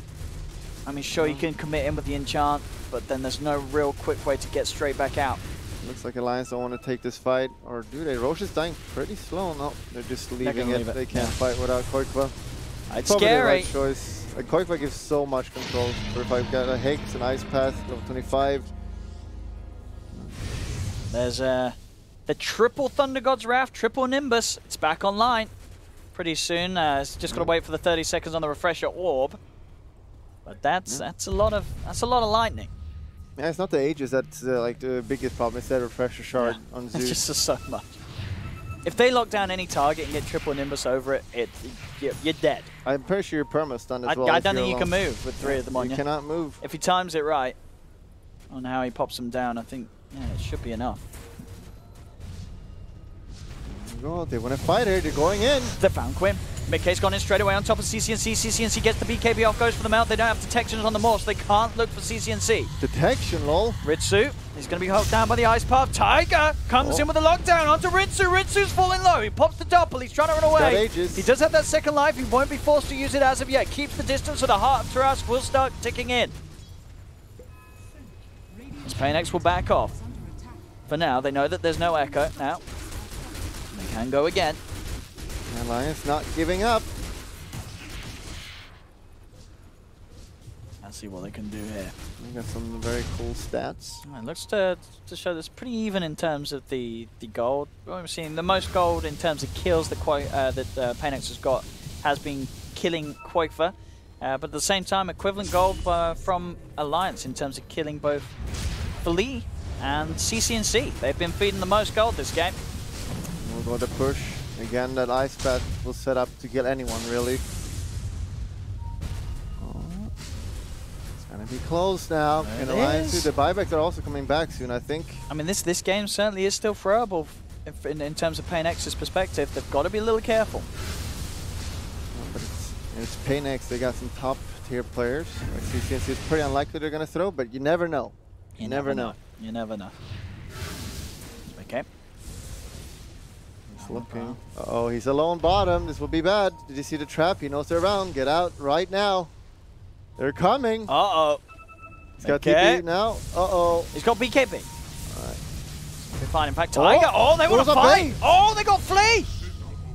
Flea. Couldn't flee in time. Aha. He could not. And this is obviously you don't want to use buybackers. You just fall back. Pick up the runes. That's a lot of coins. Oh boy. We are seeing McKay not going for the rapier, unfortunately. Just going for the sensible man's build, the MKB. And the rapier. We would have loved to see it. What about Ritsu? Ritsu had the rapier queued up earlier. Did he still have it? He's got money. Looks like he's not sure what he wants to get. Yeah, thinking what he wants. Peel is not the greatest rapier carrier though. Not really, no. Not at all. It would help pushing the tower if he wants to commit on that. And here we go to smoke again without Zeus. They know their timing. Here we go. Can they kill him? Tiger, is he going to jump for him? He's looking. He's got that Aegis though. Yeah. They can still probably kill him twice.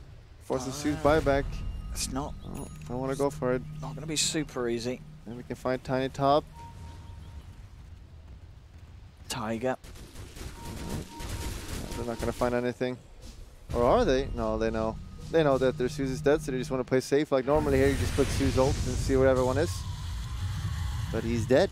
We haven't talked a lot about Boxy Pugna. He's hitting 25 soon. He's going to get a Hex as well. Like, it's all about control in these fights, so the Hex is going to be big. Pugna doesn't really have the greatest 25 talents. Like, I guess the Blast is kind of okay against the illusions, but...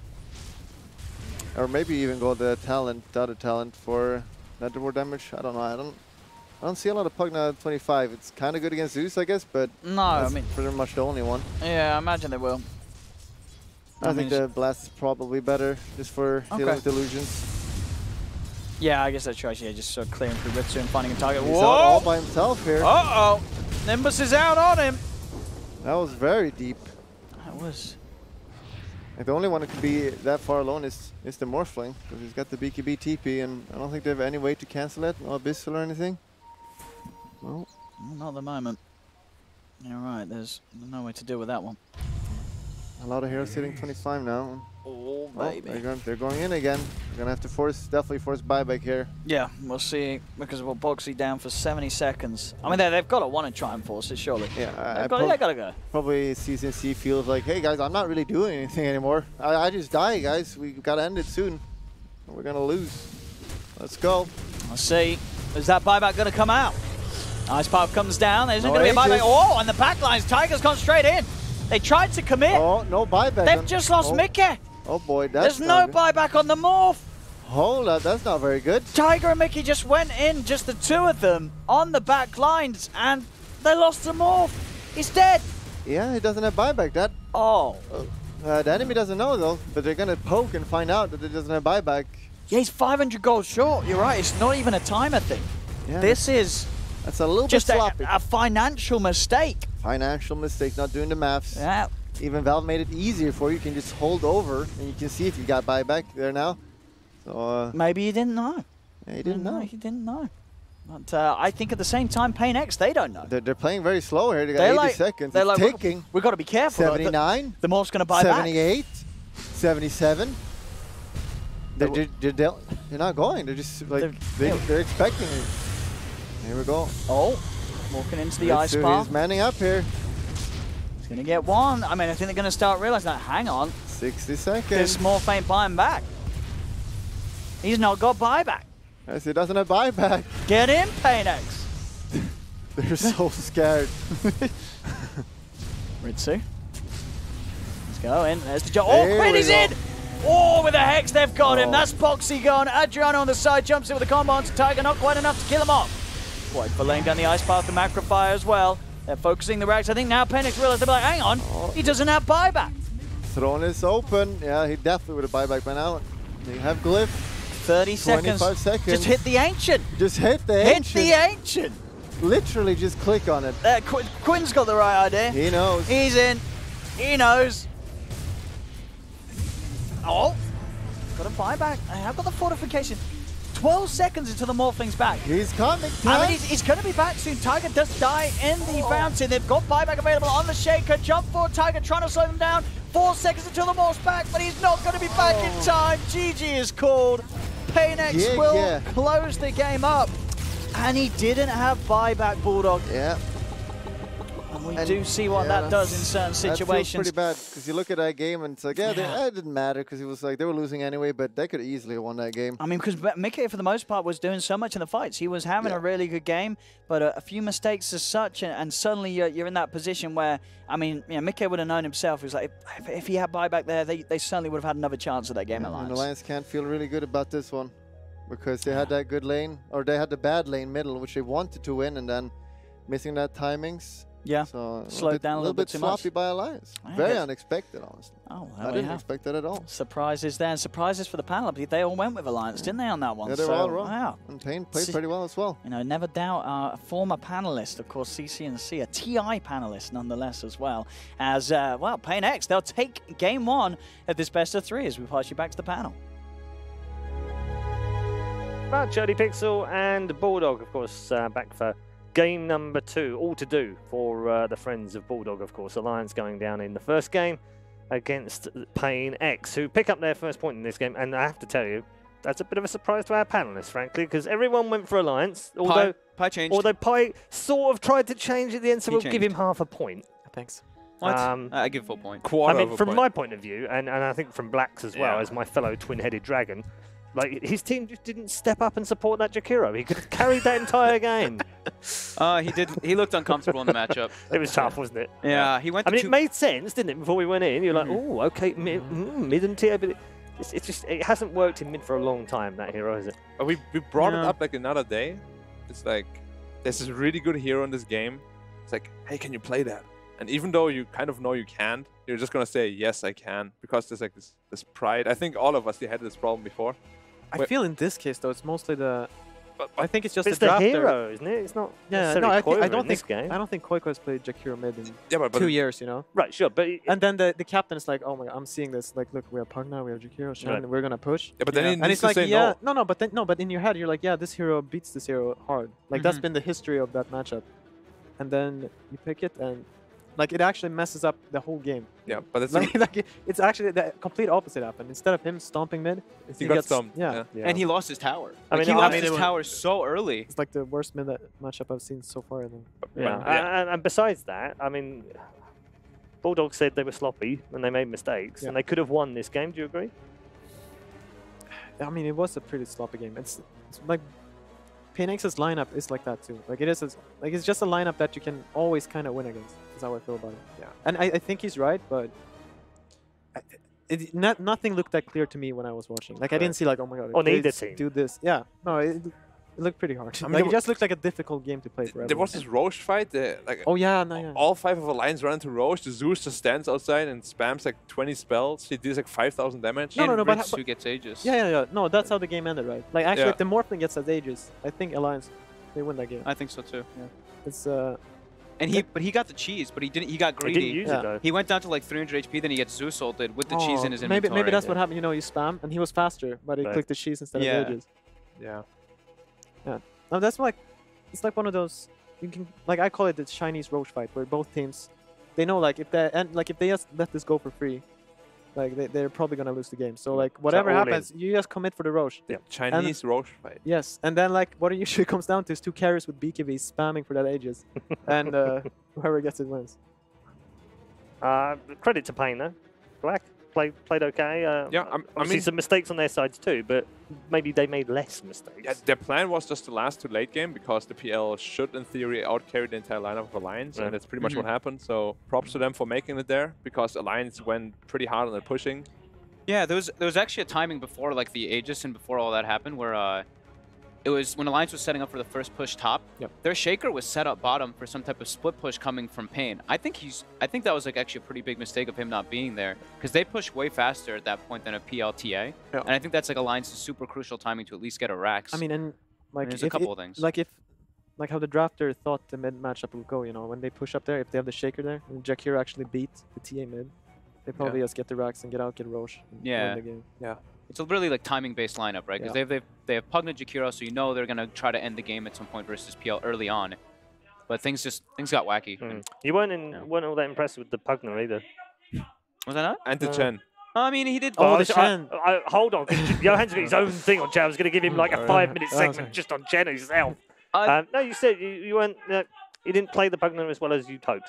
He was okay. It gets tough. Like once the BKBs come out, he's super squishy. You were mentioning like when you're playing versus like Tiny and you're playing versus like even like TA, they get one control on you and you're just dead pretty much instantly inside of the fights. They have the Chen heal that saved them I think once or twice, but it can be a little tough for Boxy. I was impressed how much they pressured the PL at least in the laning phase, but then afterwards, just some small mistakes. Yeah. And the Chen, obviously. The Chen, yes. Johan, you were looking forward to learning something. What did you learn? No, I didn't learn anything. It's every time I try to learn about Chen, this is what I learned. Like. He's supposed to be strong in lane or something, but all I see is he's just getting chased around. Like he meets a new hero every time he goes somewhere, and he's just getting chased away. He gets 3 creeps, and like, oh my god, this looks pretty cool. Like he has a catapult, they're pushing mid, and then 2 heroes show up, they kill the creeps, they get the gold, and like he basically dies. He lost his lane, right? Like I mean, I'm waiting for someone to show me. Well, because some of you have argued in the last couple of months that Chen is tier 1. And it's it's one of those that you have to think about. Is it more though, Fog, maybe that there are certain players that play it that are tier 1 with Chen? Specialists, is that more like it? Yeah, specialists. Yeah. But I thought this guy he played Chen a lot, right? In the does. qualifiers, Yeah. they beat Liquid or something. He's not as greedy though. That's the thing I noticed. Like when I Not watched as- Puppy, no, Puppy, for instance, is absurdly greedy. I think Chen gets really I don't strong when know. you get this axe and this granite golem and the dragons who split push everything. or the frenzy creep with the super carry. That's 75% attack speed. I've seen it a lot of times that Puppy uses. It's pretty crazy. But it's like all about these ancient creeps I feel in the mid game. Like you want to split push 1 lane or 2 lanes even and just create this pressure permanently. And I mean, for me, he's supposed to be a strong laner. And every time I see someone play the hero, and then he doesn't. I just don't feel like he does anything. They didn't even address him in the draft either. No, that's what I was thinking about too. I'll make a note, Johan. We'll talk to production. We'll get you on a secret game. All right? Alright. Just tell Puppy. I promise they won't pick the hero. We'll tell Puppy. You've got to pick Chen. Guys watching. Right, we're going to head to a quick break. When we come back, though, game number 2 will be here. All to do for Alliance, unfortunately, for those fans out there watching, praying, hoping that their team can make it to the upper bracket. There's still a lot of work to do. PainX, on the other hand, just one game away from making it through to the last game in the group. We'll see you soon.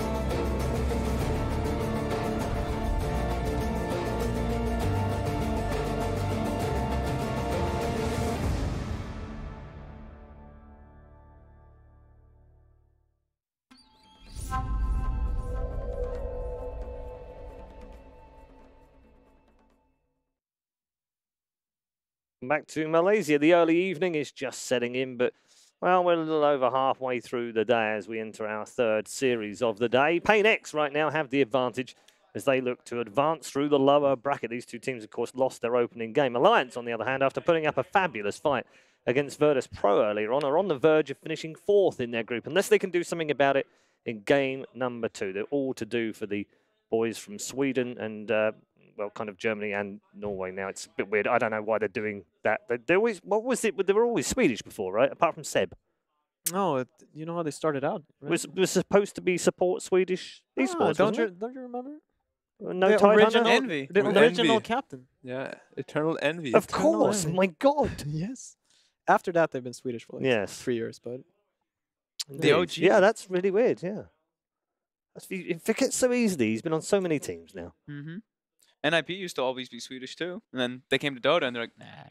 Yeah, They did for a start, and then they switched. Yeah, that's true. Yeah, early days of CS as well, back in 1827 when they first started. No. It was a long time ago. Game number 2. I'm just trying to, the age thing. I'm leveling up tomorrow again. Game 2, Black. What do you want to see from Alliance? Same again, slight adjustments, or just something totally different now? I mean, I think the biggest difference I want to see is the Koikos gets on a hero he really likes. Right. Like pick I mean, him that Brute Mother, pick him that TA. Yeah, didn't look comfortable, did he? Yeah, he likes to farm. He likes to be big, and that's what you should pick him. Like Jakiro, I'm sure he can play it. Yeah. But like, if you put a lot of pressure on him in a matchup like that, like things can go wrong. You know, just put him in a comfort scenario, and they will do a lot better. Go back to the Brood. I mean, the thing is, it's not that hard to get Koikwana here is comfortable with. Like he can play. It's got like a fairly wide pool, isn't it? Yeah, he can play farming mids, and he also he's very good at these tinies and Linas and stuff like that. Yeah. So he even has like Tinker and stuff. yeah, so that should not be a problem. Yeah, he should not be playing Jakiro. They shouldn't pick him like Pugnas and stuff either right now. Just getting him something a bit more normal. Yeah, I did tweet out Quiver making Jakiro mid great again.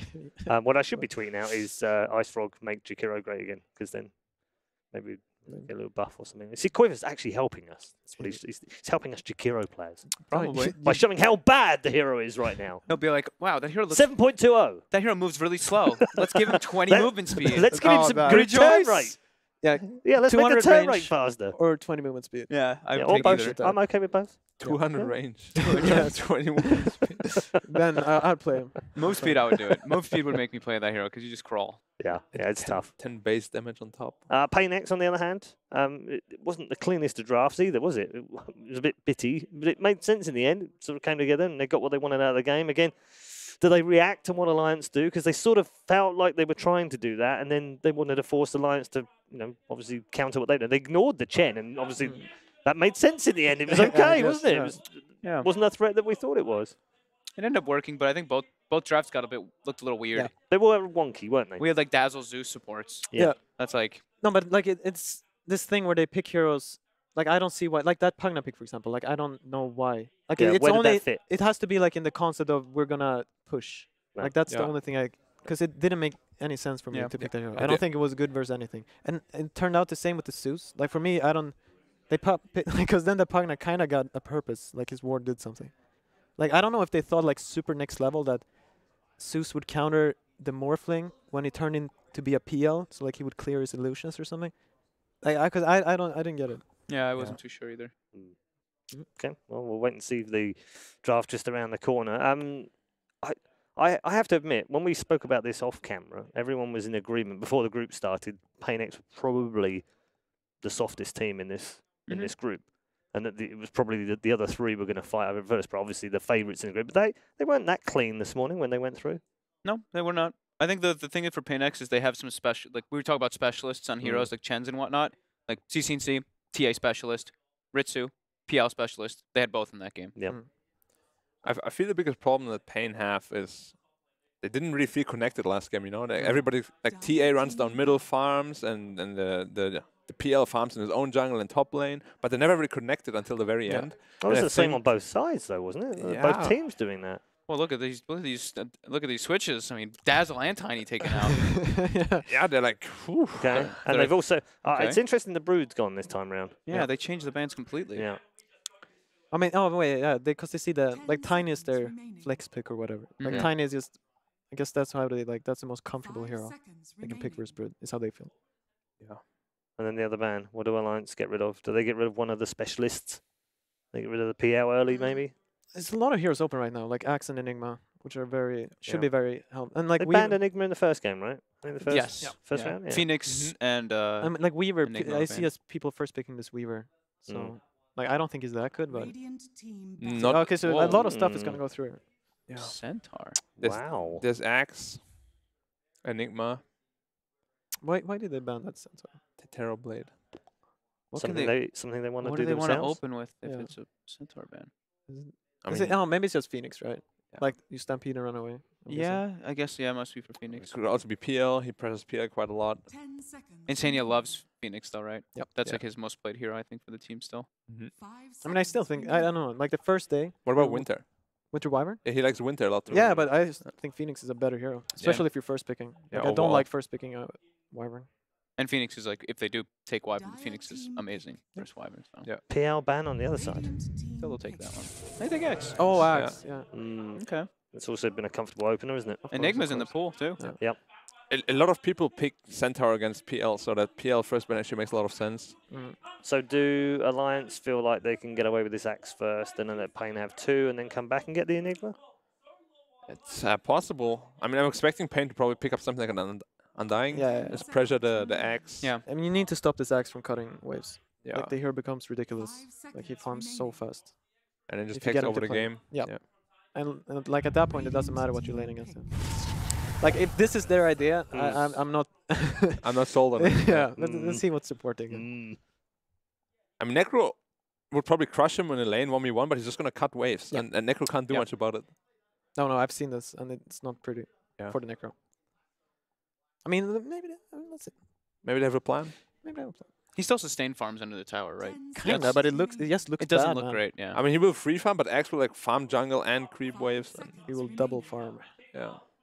I actually saw like this is a little random, but I saw Infamous pick Clockwork for the Axe, and it was actually legit. Like he just followed the Axe around when he was cutting the waves, and you can't do anything as an Axe. It was actually pretty cool. No. You mean with like boots or windlays and stuff? I don't know what he started with, but it didn't matter. The Axe just was like, oh my god, this Clockwork's actually just on me.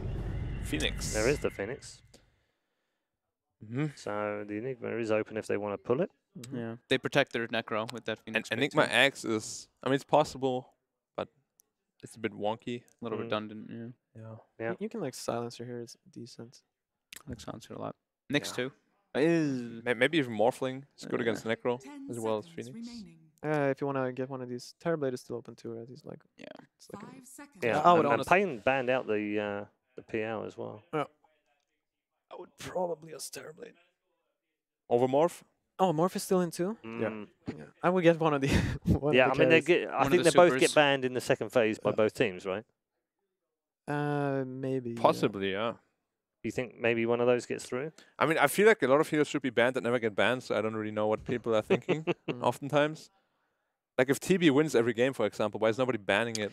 Yeah. Everybody first picks it, but nobody wants to ban it. No, I mean, but tier 1 cores, there aren't many, are there, right now? That's like how truly I feel. tier 1 Weaver. I think they're bringing in new ones. Yeah. Oh, Weaver was a good I actually like Weaver a Phoenix. lot, because you get this Aghanim Scepter, and if you get Reapered, you just time-lapse. I don't think they should go for some Axe Weaver. I feel it's so underwhelming versus Phoenix. Like there's just spells everywhere, and like you Aghanim ult to someone, and they just get stunned by the egg. Or what else do you do though? Like Weaver position 1 is not a thing anymore. You don't think so? I mean, I think if they get like just a good laning 5, like a Bane or like the thing. No, they need team fight. It could be strong, but it's like it's just a Weaver, you know. Like he can't compete with any of the hard carries. Okay, I mean I see what you're saying. They're probably gonna lane those two together, right? People have done that. But it's a bit awkward. Axe Weaver? Yeah. I guess if you have like a Beetle on you and a Battle Hunger, you kind of. Yeah, they protect each other, right? Yeah, I like the TA ban a lot. I think just take out those special heroes versus Pain, the ones that they're just super good at. By the way, just because of the last 2 weeks and the meta, both at Hamburg and in DreamHack, where has Ogre gone? Oh, Forward Gaming first picked it. Yeah, we saw. But it's not like it's not very. Yeah. It's boring to not play. As popular. I mean, it's a one-button hero. It's not boring to play. But it is boring to play. It got buffed 60% multicast over 1 now. It depends on how your lane goes. And then until you realize that you went 1-1-4 in the game, and then you multicast and it does 100 damage. Ah, good. I'm not alone. Gotta be position 4 ogre, not 5. Position 4 ogre, you get farm. No, Aghanims. see, this is where we differ now because you're talking about farm again. All right, whatever. It's got a GPM. Alchemist ban, farm. Alk ban, Silencer ban, TA ban. Okay, the TA ban we were talking about as a specialist on the other team, so that's good. And Morph and TV both still in the pool right now. Why the Alk ban? They did that last time. They banned it 5th last time, right? Oh no, it was Pain banned it. Pain banned it last. Yeah. I mean, Alk goes pretty well with Necro at Phoenix.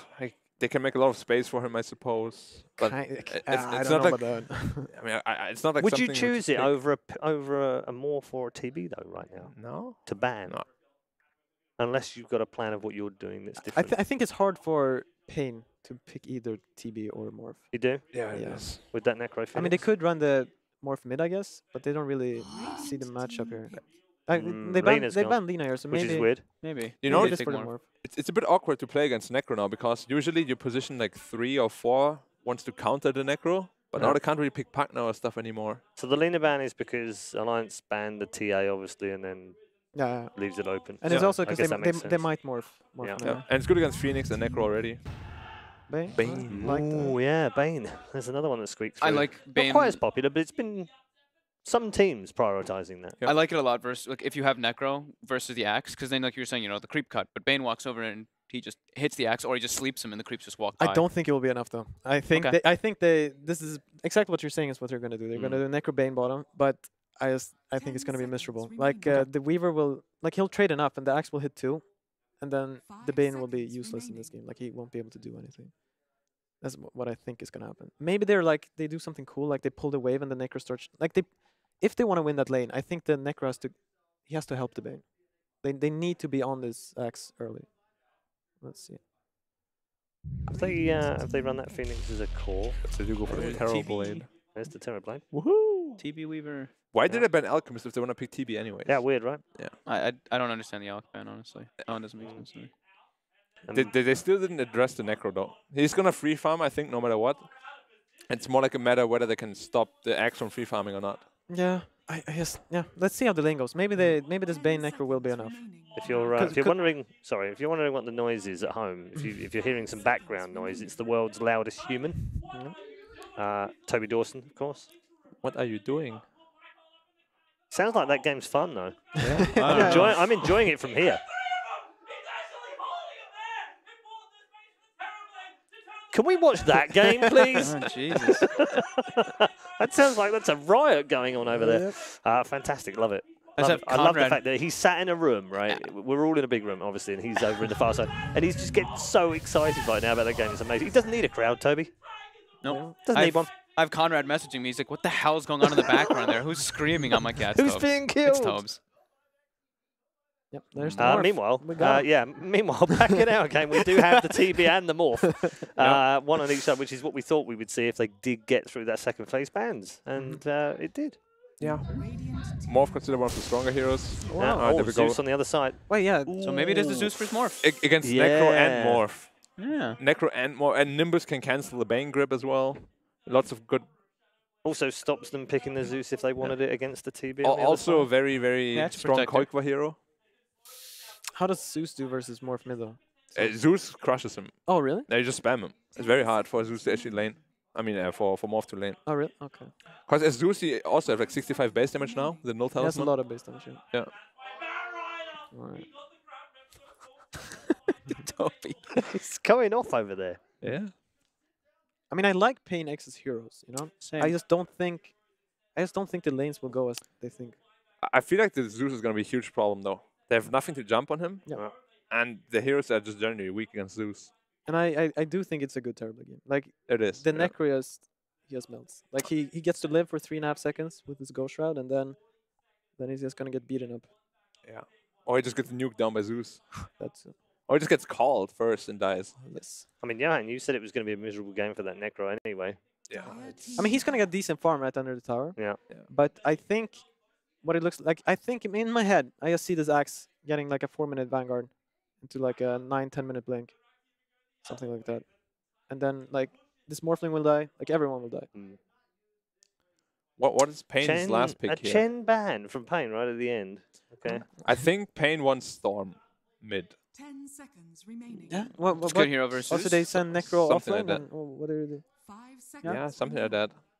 They need something to jump on the Zeus. If they don't address the Zeus, it's going to be problematic. I mean, it would be nice for them to have something they can move around a bit more. And Storm lane's okay-ish against Zeus. And they have like only a call so far to catch the Zeus. I mean the Storm. So that Chen ban suggests that Pain think that Alliance still need another support. Yeah, They're it not could be gonna- core. Like It could be Core Weaver, but it's Wait. unlikely, isn't it? I thought that we were fairly agreed that that Weaver and the Axe are gonna. Yeah, I think so. Oh, CM. No, Yeah, it's, okay. no, it's, Alright. it's still a support Weaver, right? Yeah. Yeah. I see it makes a lot of sense with the heroes. Wait, is it? Lots of spam. Yeah, it's a mid Zeus, right? Yeah, mid Zeus. Yeah, and mid then Zeus, yeah. Terrorblade CM. Terrorblade CM, Axe Weaver. Yep. Could be a support Axe still, we don't know, but probably not.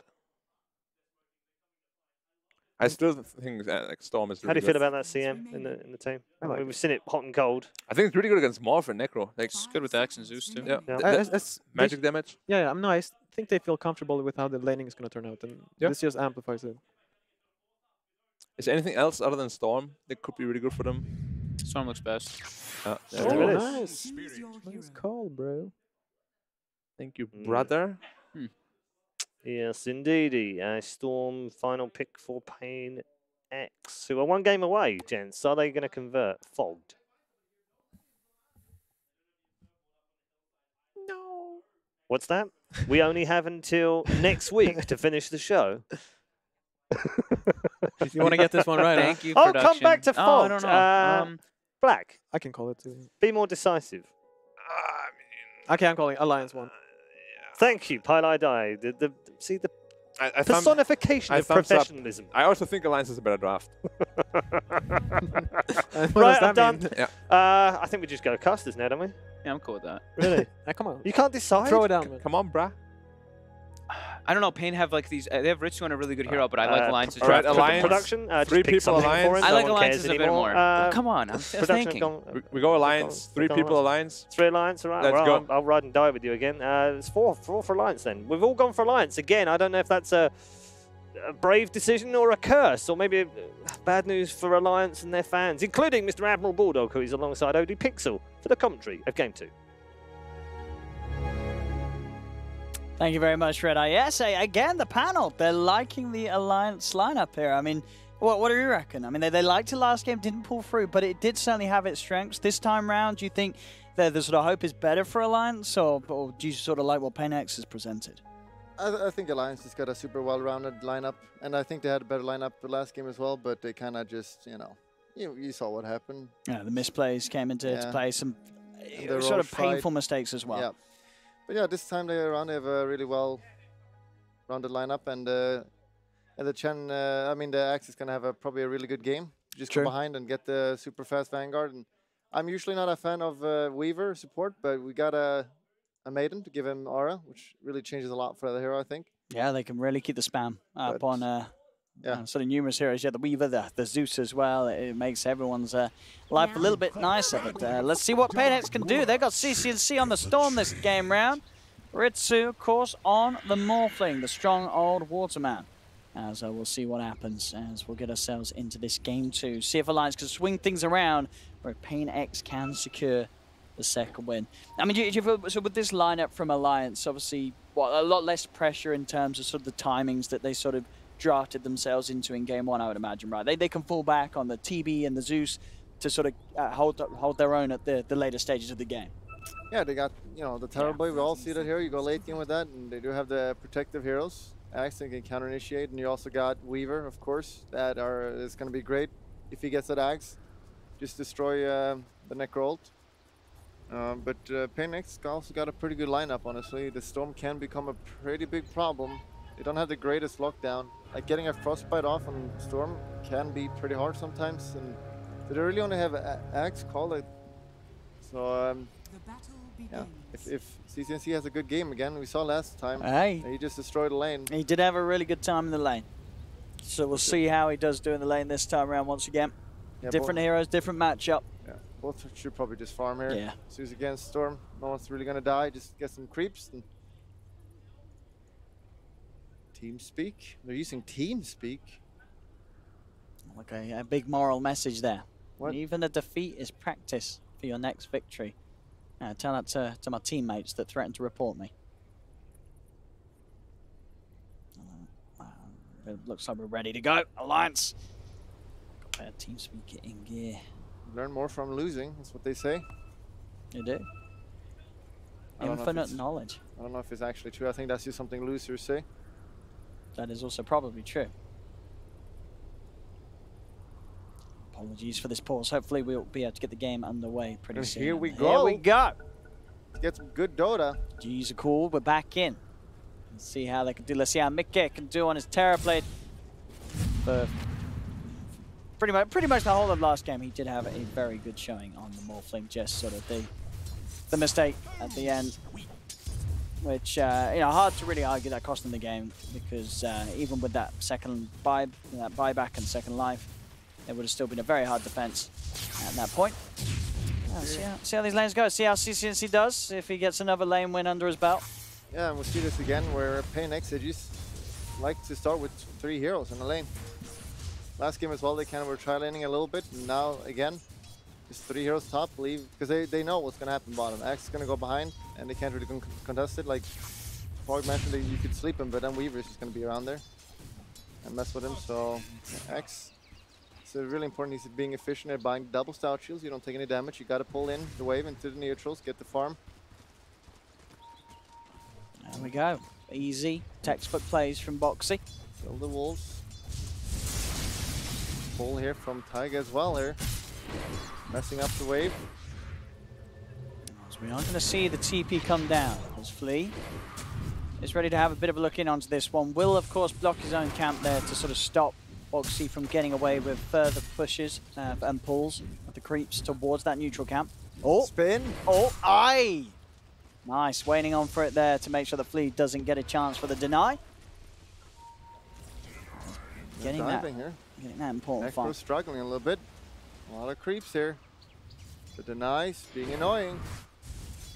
He'll be fine. Yeah, Boxy just each time waiting for the spin to finish off the CS. Rather than going for the right click and risking those denies to come into play. Mid lane, as you say, as expected, it's trading farm at the moment. Both CCNC and Quafer keeping it very close.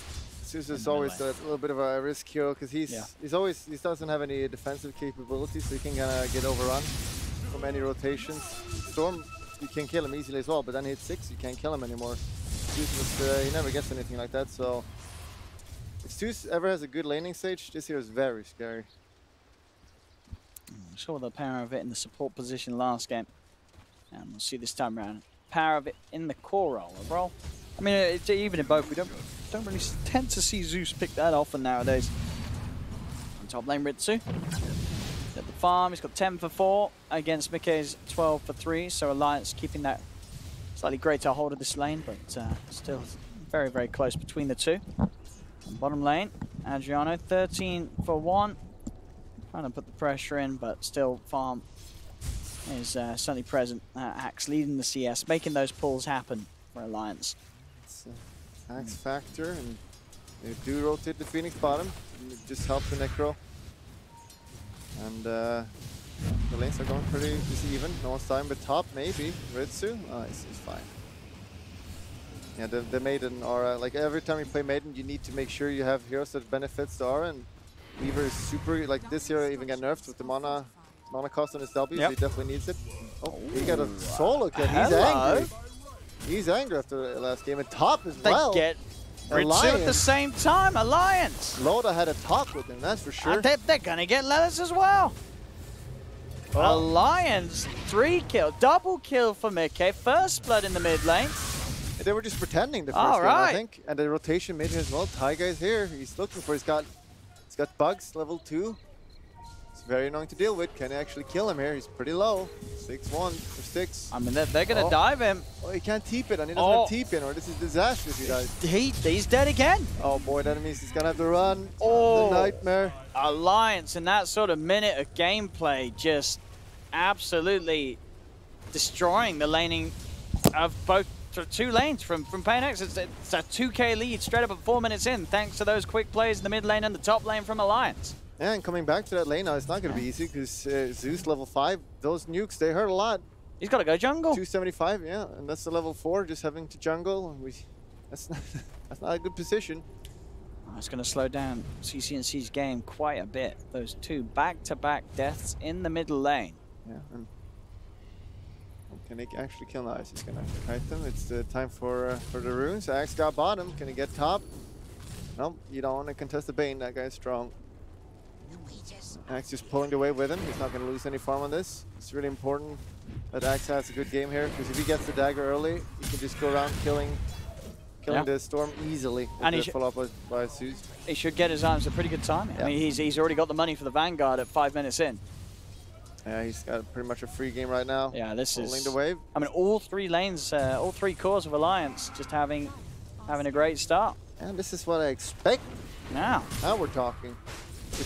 Oh, what's going on here? Top. Zeus ult. Okay. Just Zeus ulting, just checking what's going on. It's cool.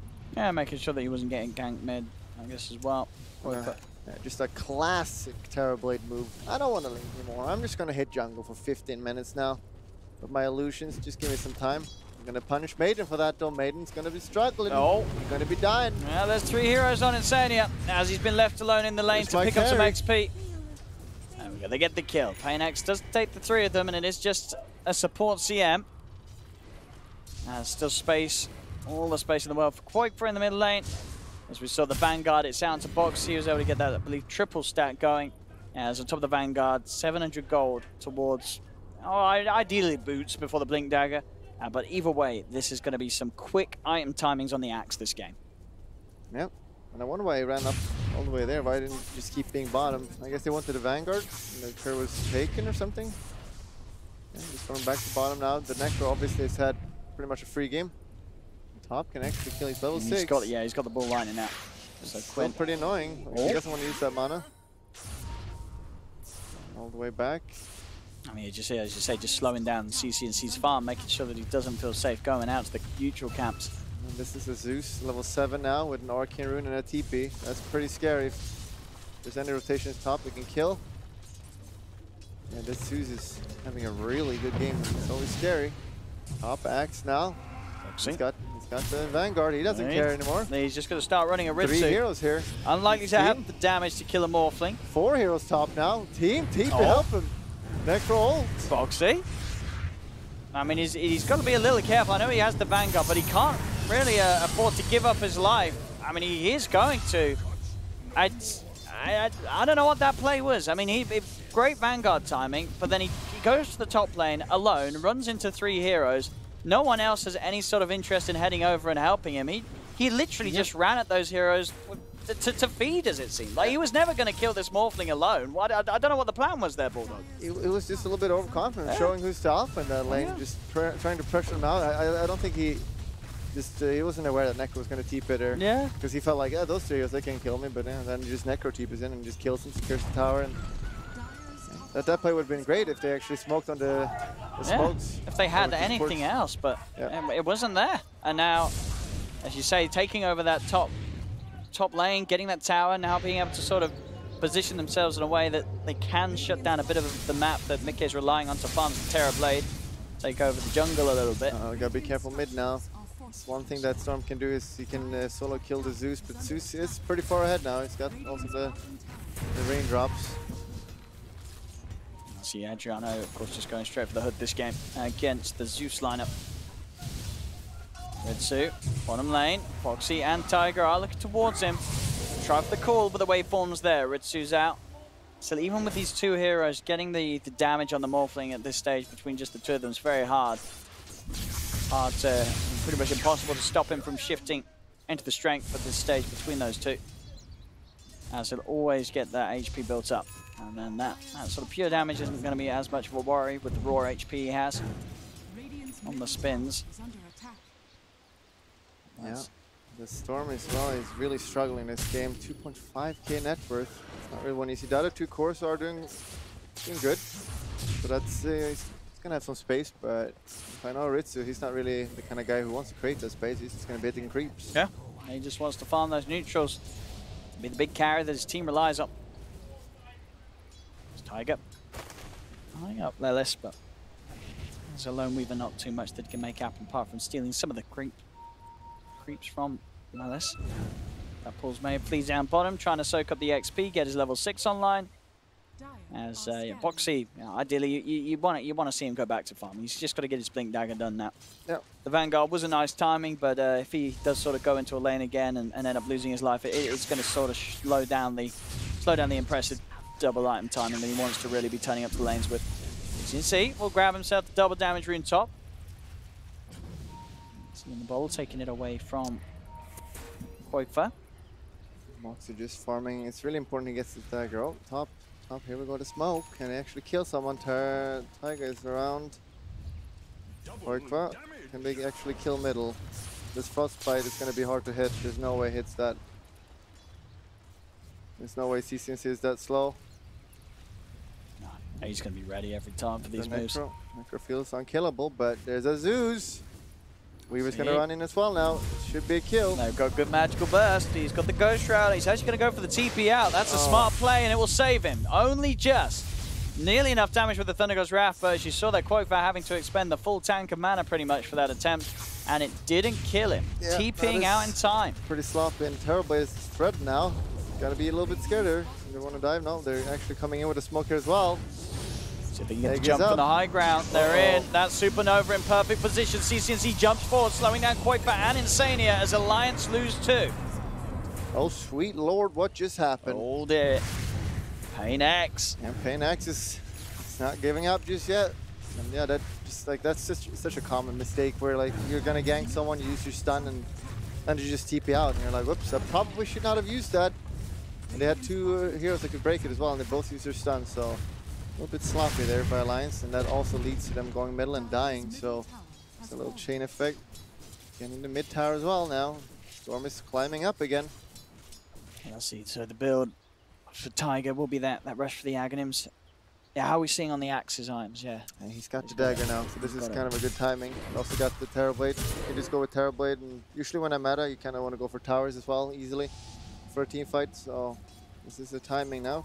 Axe and Terrorblade can just go kill anyone. Top, Tiger, he just Shikuchi'd into the lane, does manage to get the second one off in time though. Okay, saving his ult as well. He'll be fine.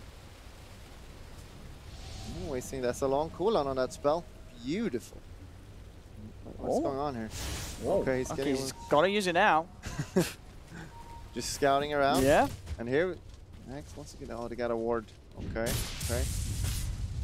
That means they know about the Axe dagger.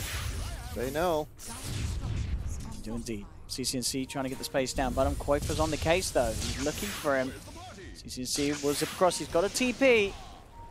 He's actually zipped very far and doesn't have any mana. I mean, he's well, not gonna make it out. Boxy's in with a TP, and there's the blink jump. He has the lockdown, and CCNC. I mean, he zipped. I guess he felt that he would be safe there, but that was unlikely to be the case by that tier 1 tower.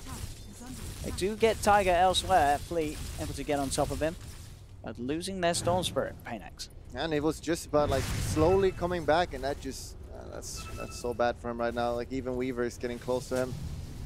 So yeah, that's definitely not the deathly one. And again, the Morphling is not going to create any space for Storm, so all the cores are just farming right now. Meanwhile, Alliance got the dagger, and they kind of want to go for fights now. Zeus is super strong, almost level 2 ult now. It's going to be hurting. It's got the Veil of Discord as well. Terrorblade should probably rotate and get some towers now. Still a bit of a recovery game that CCNC has to play, though. As you can see on the Storm, still being the core that is sliding behind this game. PainX just need to find sort of the space and time for him to get back in.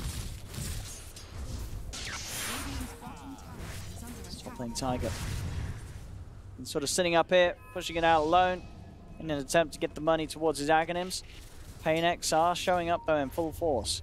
Yeah, they just took over the top area now, so I just feel like this Terrorblade needs to go bottom and push. Just go push that. He's got meta. Oh, he didn't have it ready yet. Okay, so he's timing it now. He's got it in 15 seconds. He's got a free tower here. Weaver's just scouting, being annoying. Bane's got ult. Oh. Bane's got ult. Oh. Surprise! Well, I mean, it's just a Weaver. Yeah, so it's just a Weaver. Oh, they'll drop a Reapers for him. But that was just a level 1 though. If that's a level 2, that would be a 60-second death to that bottom. Just a 45 without him. Mickey hitting those timings, getting the farm on the TB. I mean, all 3 of Alliance's cores in a very good position. Yeah, especially this Zeus is just so farmed. Yeah. It's gonna be crazy. And the Weaver is slowly moving towards his axe, which is gonna be amazing this game. Like usually Storm just wanna jump on that Zeus, uses all his mana to kill him, and then you just ult him with the Weaver axe, and you're in a bad position. So you kind of need to jump the Weaver all of a sudden, and then Zeus is going to just throw out a spell, so you're going to have to fight really well for PainX. Oh, Foxy! Got the grab! Just like that. CCNC, is he tilting right now? He may be. He might be tilting. He's got to be careful pushing out lanes like that when they're off the map. This will slow down the CM with the Nightmare. They're backing up, but Tiger's looking to chase. Doesn't want to commit with the bugs, though. Will allow Tiger to back away. Lions going for objectives and some good Dota. Make the map smaller. On this mid lane. Okay, again. Metamorphosis. Just making sure that as hard as PainX try to sort of push back in the top lane, that Lions can keep the pressure on par. Feels like PainX is just playing kind of the same game as they did last game. They're just splitting up, farming all map as much as they can, and they just avoid. So I don't know if you're gonna be able to play this Dota against a better team than Alliance, even though there are very few of them here, but like Secret, something like that. Like, you need to play as a team. You've only used Phoenix Egg once so far. And I don't know about this. Getting a bit worried. Axe going even for the travel. Usually go like a Blade Mill or maybe a Force Staff, but he just wants that map presence. Yeah, I guess, yeah. It's a little bit different with the timing that he's getting in his build, but yeah, allows him to always be there to help out the teammates, and especially look to punish heroes like the Storm Spirit CCNC if he overextends with full line. They see him here. Oh, they scouted. Well, they know what's up. The pings are out. Thunder God's Wrath from Quafer scouting it all. They'll be able to set up and prepare themselves. Quafer with the point booster on his way to the Aghanims. I mean, if anything is to be shown by the timing that he got the Ether Lens and the Veil of Discord, you can certainly expect to see a very respectable Aghanims time. It's only 17 minutes in. Still similar to game 1, low in kills, just 6 for 6 at 17 minutes. Mid lane, Foxy. Tanky, but it's not that tanky. And with the Supernova, he is in a lot of trouble. No chance for an escape. Insania does still TP and will get hit by the Supernova stun. Mickey's on the high ground, ready to chase down Lelis. Lelis being blocked off a little bit there by the mirror image. Oh. And they do get a counter kill. If you have to choose one core to die, you definitely want Axe to die. Having a good game on Terrorblade and Zeus is really going to make the game here. Yeah, finally PainX actually making a move, getting a kill. That's good for them. They had to commit a lot of ults there though. And meanwhile, Ritz, he's just farming. I don't know if... Oh, he's actually committing to the fight here, maybe helping out. Okay. And I don't know about this. Okay, he protected the tower. You don't want that tower to fall, alright? I did get that mid-tier 1 alive. He's got the Midas on his way out, so we'll start to see this Phoenix get those all-important levels. Experience, Adriano wanting the Radiance build on the Necrophos. And CCNC still playing the recovery game. So he does still lag behind the rest of the team and the rest of the cores in the game at the moment. That's definitely not sort of the similar start to the game that CCNC had in game 1 of this series. It's being hunted a little bit by Tiger. Still a lot of mana to play with though in Alliance. And down the line, as we said, the lockdown is certainly going to be an issue. If they don't catch sort of CCNC with a call amongst the creep waves, it should be fine for the most part. And it's only a 3k lead, okay? And maybe I'm a little bit biased, but I feel like Alliance is pretty well in control this game. Especially now that they're going to have Weaver Axe coming up very soon. I mean... But this game still is only a 3k lead, so PainX is still doing fine. They're just waiting for the timings. We all know Necrophos, when he gets late game, he's kind of scary with that ultimate. No need to comment about Morphling. He's slowly just climbing, or playing the Ritz away. But there is a Terrorblade and a super farm Zeus. And he almost has Axe as well on Zeus. It's 2 pieces missing, and I'll farm that in no time. Middle. Necrophos. Alliance really needs to rotate and take the mid tower now. Just made a meta for it and kill it. They can't stay there anymore. Makes Roche a lot easier as well.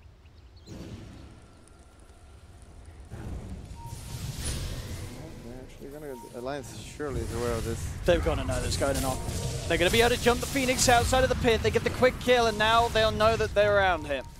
Bottom red and Weaver, I don't know if he should probably rotate. I mean, Pain, I don't think Pain can stick around, and they've got to get out. Ritsu waveforms out of the pit. Zip away from CCNC. Roshan's down to nearly half health. There'll be a buyback coming out from Flea, making sure that he is going to be there if Alliance themselves do decide to step in. That's the Aghanim's. It's a very quick Aghanim's timing. 20 minutes in.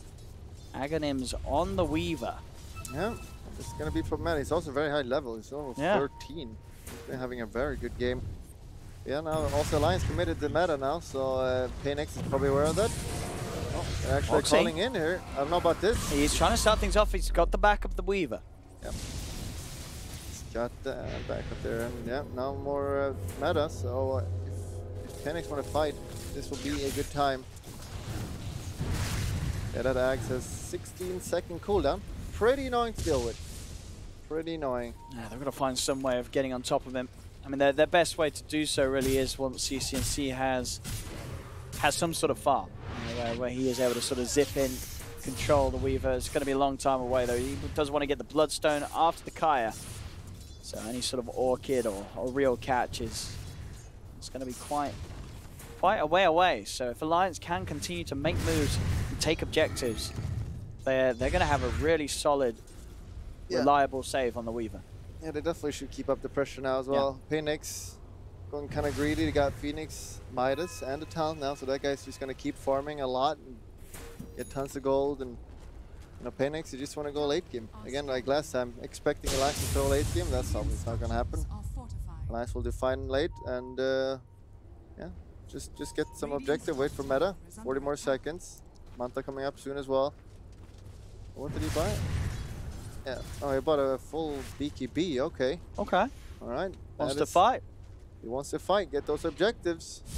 I like it. Aghanim's nearly done for Quakefer. They are getting all these items online that really does say, you know, I mean, if Alliance do start to really go for these pushes, as we say, it's going to be hard for CCNC to do much on this Storm, as he's still very much behind this game. Yeah, Alliance is so much stronger right now. As soon as they get Ags on Zeus, they really need to take advantage of it. Like we see Ritsu, he's going for the BKB, but he's pretty long for it. And, you know, he's not going to be able to fight without that. He's going to die. And Necrophos, he's sitting on 3.2k gold. That's doing nothing right now. So it's a really good time for Alliance. We're going to find him here. No, just warding. And there's not a lot of things to do bottom, Alliance. You kind of want to go middle around the Roche area. Send a couple of Lucian around middle. Let's go. The top tower's not been taken either. Oh no, this is not good. Or is it? See, again. I don't know about this. They can't kill him at the time. Can they kill the Supernova off? They're trying, but Ritsu! Oh, Lord. Oh, beautiful play there. Turns into the axe and uses the call to hold them down underneath the egg. Wow. Very, very nice from Ritsu. Very cool. No Ritsu. hesitation there as well. Immediately in with that morph into axe play.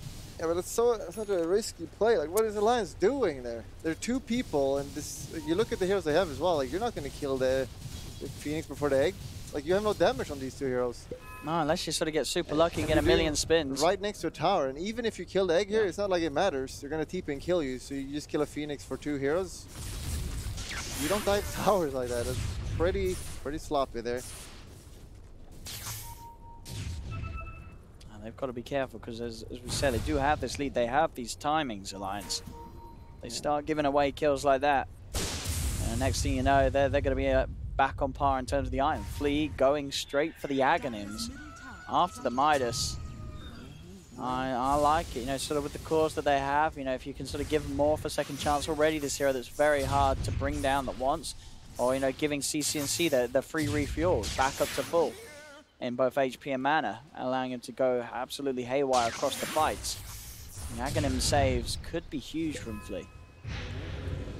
Not sure what Alliance is waiting for. They got Manta now as well. Like, they're so strong. They have all their ults and the axes. They can't die. They can just get all the towers. You gotta go. You gotta just run down lanes with this Terrorblade. Hey, He's a terrible beast. Man, just make sure the lanes are pushed out. Send a couple of Lucians and take a tower. You can even go Roche. I mean, Roche is kind of scary because there's a Phoenix. Phoenix can be pretty annoying to deal with. He's level 15. Oh, Adriano. I mean, he's nearly got a Radiance. Yeah. This time is ticking. I mean. Yeah, Alliance is just sitting around right now. Oh. Tiger. Oh. What? Cicius, he just died. He just died. What the? I mean, he messed up. The and egg. The egg as well here. Oh, it's gonna get off. Oh, nearly falls there as Tiger was in with the Geminate, but Flea actually surviving. You can just go Roche here. You have 30 seconds. Yeah, there's no storm. They don't want to playing too slow here again. Maybe just playing safe, go top tower instead. I guess he didn't expect the Nimbus. Yeah. But it was there. That was a lot of damage. I think Zeus TP'd as well. So got one of the lightning bolts off. Or did he ult Nimbus? No, I didn't ult. So it was just he TP'd there. Oh, okay, just the lightning bolt. Finally, Alliance is going. Should definitely go for another tower. No reason to back here. Axe is setting up bottom. There is no one there. Splitting up a little bit now. This is what you want to be seeing from Alliance at this point. Here we go. Oh, Quinn. Just go for the zip by and the swing around, and there we go. Final Alliance getting some objectives. 2 towers down. Next one is Roche. But Roche is always that scary one. You might be able to throw it like if you, oh, actually, oh, they got the wards here. Power of Zeus, just de-ward. But if you lose a fight at like towers, that's bad obviously. But if you lose a fight at Roche, you lose to Roche as well. And Aegis, so the Roche fights are always a little bit more scary. Alliance still super strong. Like, no one can really die on their team if Weaver is in position. What does Storm have? He's strong on Bloodstone, so it's not like he's going to have an Orchid or anything to stop Weaver from casting ult in a long time. So yeah, they're just so strong right now. They really are. Push out the lane and go for a new objective. Simple as that. 27 minutes coming up, only 9 for 9. Very low on the kills, both of these teams. Blade them up. Well, that Radiance for Adriano. So we got the Axe on Phoenix right now. 10 attacks to destroy. It only has 2. I thought it was 3. Okay. That's not that impressive. Oh, up. Get the jump in. CNC looks like he's fine. He just got Bloodstone. That would be a very bad time to die. Let's get that mass region now. Very cool of you. Very cool. So, I mean, Pain themselves, they probably don't want to go for a Roche without finding a pick-off first. So they don't take it at a crazy rate. They've got the Maul thing, which is nice, but nothing else that's really going to speed up that Roche taking. Pain can they need Silence and Storm or some kind of disable to jump on the backline and actually be able to kill them. Yeah, you got to get that Weaver.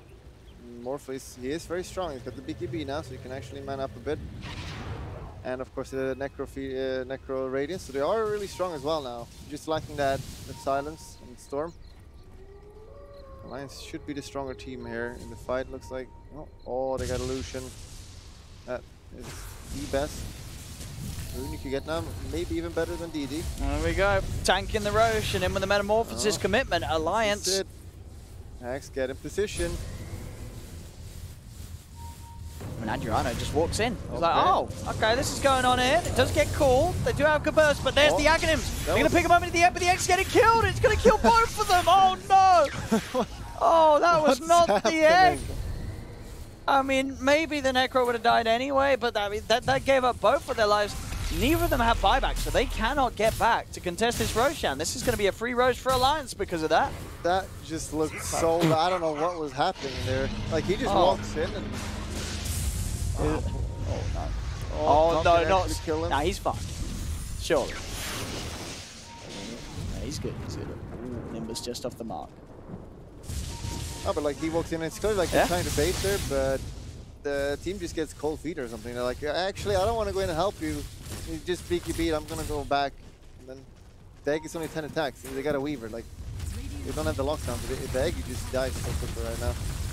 I mean, Mika's just absolutely massive. He can They've got all the tools, Alliance, at the moment to really close this game up quite soon if they get things together for a high ground push. You've got Aegis on Terrorblade, as we say. BKB ready to go back again in a couple of seconds.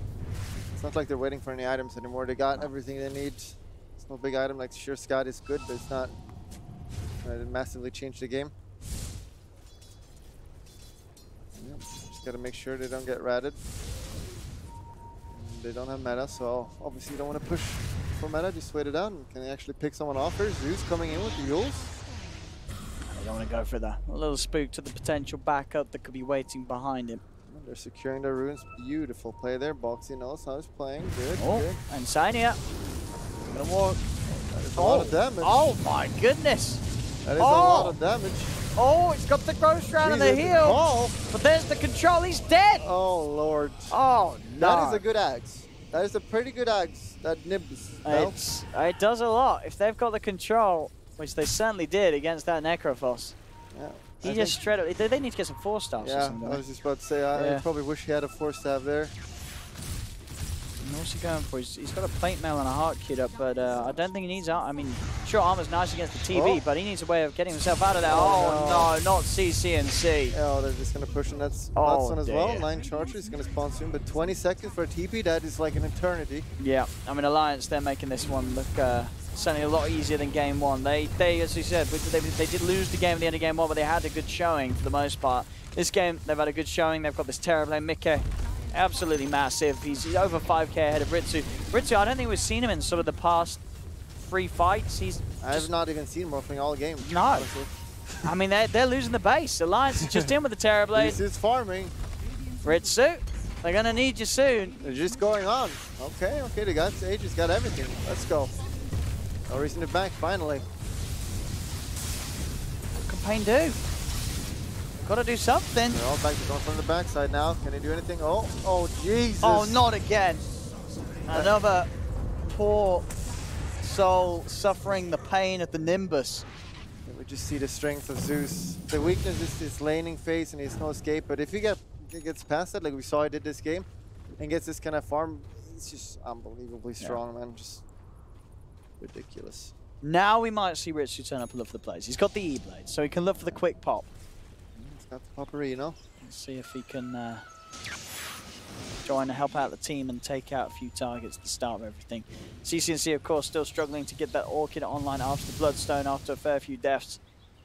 And as we say, this Terrorblade, a huge issue for PainX. Storm has been struggling all game at 1, 6, and 2 on Ritsu. Not the greatest stats, but... On Ritsu? I mean, CCNC, my bad. CCNC. He got him now. Get a stun, 0.5 extra second stun. He can't run. He can't hide. And there's just too much damage from this Zeus. It's crumbling for PainX. Especially with the Ghost Shroud as well. You get the extra bonus damage. Yeah, you just die. Lions, they're not backing down here. They see their timing. Let's just go. No backing down. Yep. They just got to go hit racks. They've got this one, Alliance. They could push top though if they want, but that's not a good trade because Alliance is going to push way faster. They need to contest them. They have Aegis. What's the play here? They need to pop someone. They need to like pop Weaver or something, but they're all smoked. They're beautiful by like no condition, man. Can't go then.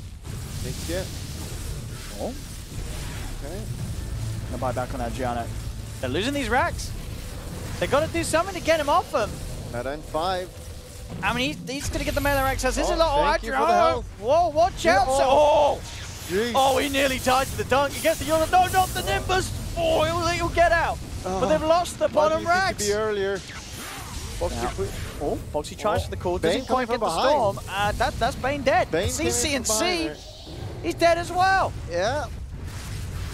As Alliance, they're just going to go in for more. They know that this game, I think PainX... They're sitting on the weave roll, so like you can't go on anyone. You want to shotgun someone, you're just going to weave roll them. Where is the team play from PainX? I don't know. Is this a team? They're just all over the place. And here we go. Oh, there we go. Oh boy. Right. Okay, they've killed the Terrorblade. Taiga. This is what they need to get the momentum back. Now, a big kill like that. Did they time that Aegis perfectly, or?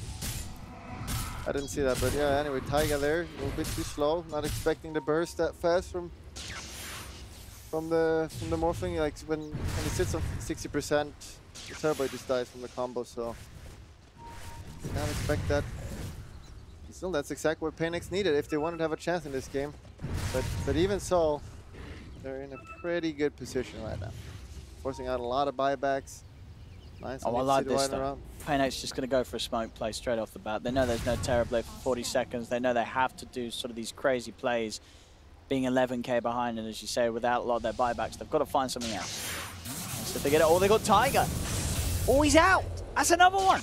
They come out of the base and they get something else already. Yeah, it's only a support Weaver though, and Weaver's doing the right thing. He's going for the rune, but he dies for it and not getting it, so pretty pathetic. Yeah, he does have buy. We'll see how much they can force out of them here, PainX. I don't really think they can push anything here. Yeah, maybe the mid tower, but that doesn't really matter. Alliance, you just need to sit and wait. Yeah. Sit and wait a little bit and see how safe they want to play. If they want to wait for the Aegis, I think they can just push top. Just end the game, honestly. There's no buybacks on PainX anymore. You do have the Phoenix level 3 egg now, though. It could be a problem. Yeah, Fully can make a big save happen. It is hard though. Alliance have been pretty good at prioritizing the egg, and to the point where you are really looking at the lockdown to come out of Ritsu turning into the axe, really, in terms of the best way of keeping that egg safe. Which can be a bit of a tricky play. Ritsu's done it once before. We'll see if he can do it again. He is going for a Dagon. Dagon? Dagon? I mean, E-Blade Dagon is the Terrorblade counter. But he does have a BKB. Yeah, can't use BKB if he's dead instantly. That's true. But the base still needs to defend it. Mickey is already on it though. He's going to Lincoln. Just going to stop their combo easily. And still they do have the Weaver, of course. As long as he's ready for it. Should be no way of killing the Terrorblade. Yeah, is he actually going to go through with the Dagon? No.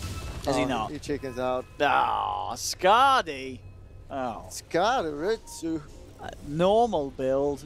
Normie. Oh, come on. Here we go. If Alliance gets any pick off at this point, no doubt. It could be devastating. If the important heroes don't have buybacks, except Ritsu maybe. Ritsu has it.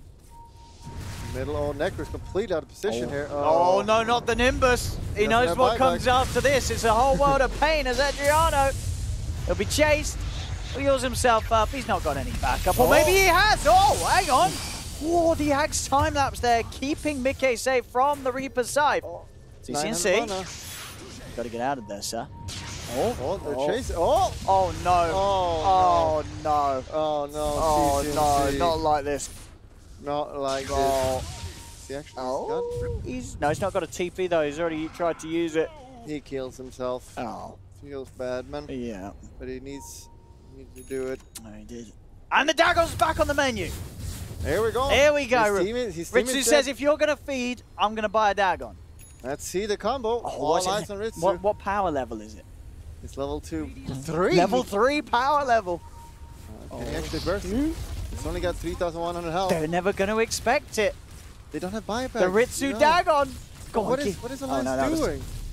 Where you bought him? Push! Oh, they got to travel. Here we go.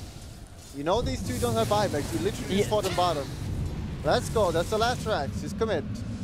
Let's go. Push, boys. Here we go. Mickey, he's got the plan. He's in. There's no way you can get bursted. Just push. Simply trying to slow him down with the Shiva's guard. Oh, hey. BKB forced out. 20 seconds to kill it. Got the fortification, slowing him down a little bit. Just ult your teammate or something. Get that health back. Get that health back. You don't want to be zapped by the Morphling. Oh, Poxy! Oh, he gets the call! But the sleep will buy him some safety and will keep Ritsu alive. He's able to wait for him back, but they got the racks. The mega creeps are out for Alliance. Easy and clean. Just smoke out, play it safe. Play it safe. It's impossible to lose, man. You got mega creeps. Impossible. What does it say? Oh yeah, what is the win? What's the win probability? Yeah, where is the win probability? Oh, here we go. What? Only? Oh, there we go. Oh, 98%. 2% chance of 97%. It just went up a percent for PainX. I don't know what they just did. I think it's because CCNC just spawned. Yeah. They're aware They're of like, his hang power on. level. They've got CCNC Storm Sprint.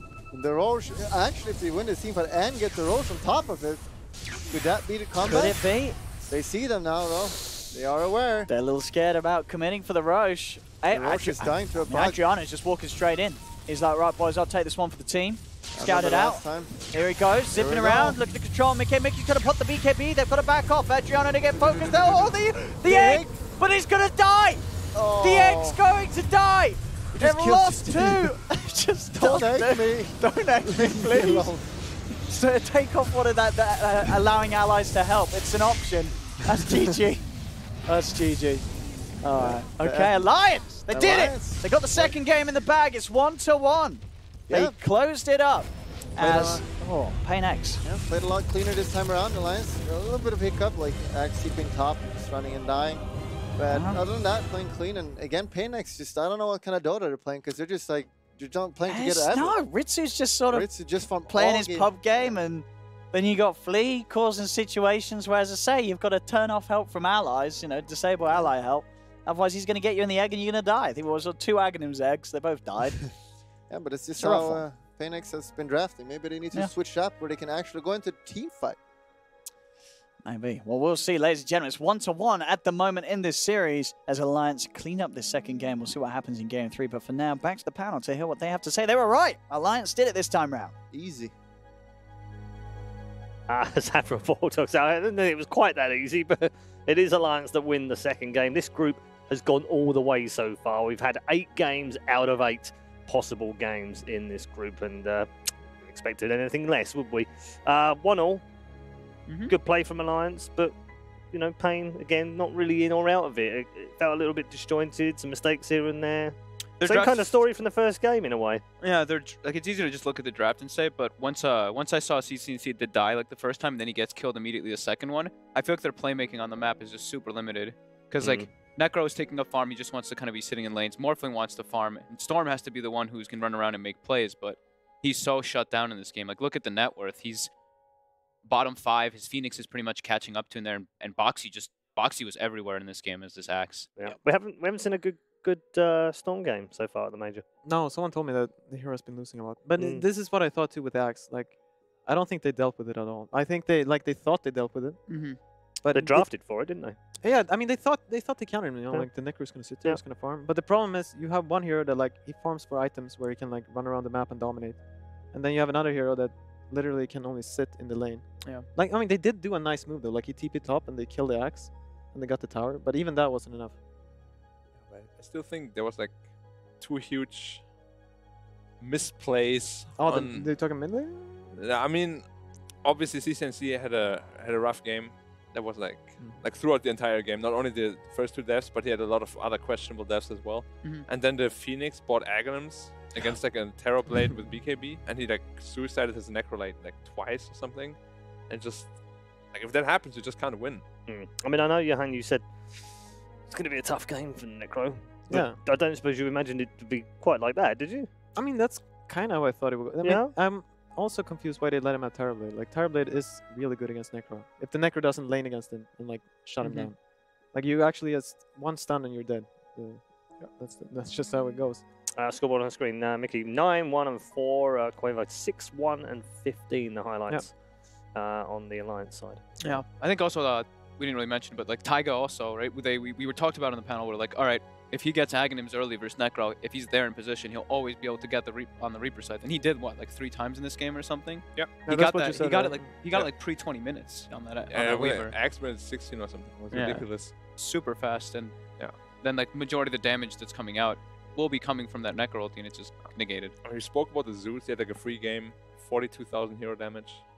Yeah, Zeus for him. Yeah. I think the scoreboard also, you know, CCNC 2-9-4. Yep. Just sort of confirms the misery, really, doesn't it? I mean, it was rough. He died twice like that. He kind of caught up, and then he died again. Alliance are really good at doing that, where like if like it's happened 2 games now, I think, where Conquest solo kills, then maybe like either they trade lives or he just gets the kill, and then they immediately gank when the TP is on cooldown. Oh, yeah, so did it against Virtus Pro in that second game really well. And literally on top of them all the time. And that, like, usually, like, if you die in the mid lane, like, that death, it's not that bad, you know, because you come back and, like, your enemy mid has, like, he has no mana left. It's super frustrating, though, isn't it? As well, for the other player, because you die and you kind of go, okay, that's fine. And then you come back and you die again. You're just like, for crying out loud, I can't do anything. No, that's like when you get Reddit threads flaming mid players. You know, like Yeah. that's when they get mad. Like in a pub game, if that happens, like bad shit happens. Like they will abandon. They will mute everyone, go jungle. Like that's the kind of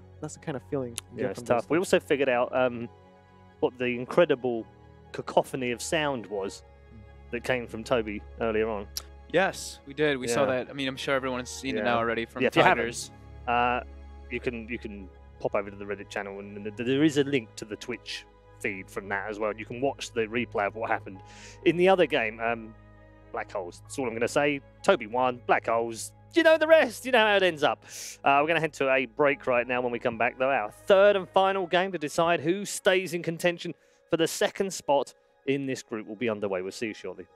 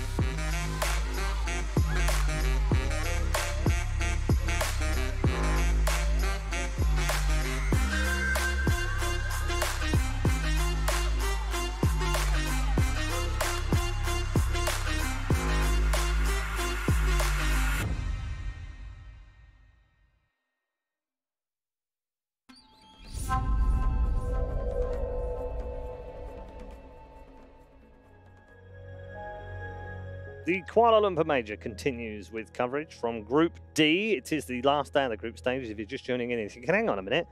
Where did the group stage go? That's because there's only 2 days of group stages. That's right. And then we move on to the main bracket, but not the main event. Just the last 3 days will be inside the arena, of course. So teams vying not only to get into the bracket, but also to be in with a shot of still being in the tournament when we end up in front of a large crowd, in front of the Malaysian fans here in Kuala Lumpur. Game number 3 just around the corner for Alliance and PainX. They're trying to decide who moves on to the last game of Group D and stay alive for a chance at going to the upper bracket right now. The 2 go to the upper bracket from the top 2 positions. Bottom 2 don't go anywhere else. They don't, leave, don't fly out on a plane already. No, there's none of that. They will stay in the competition, but they will be into the lower bracket. And it's best of ones round 1, which we love and the players hate.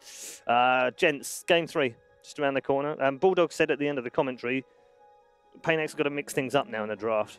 Agree, disagree? Haven't they been mixing? I thought they've been fairly disjointed in their draft so far.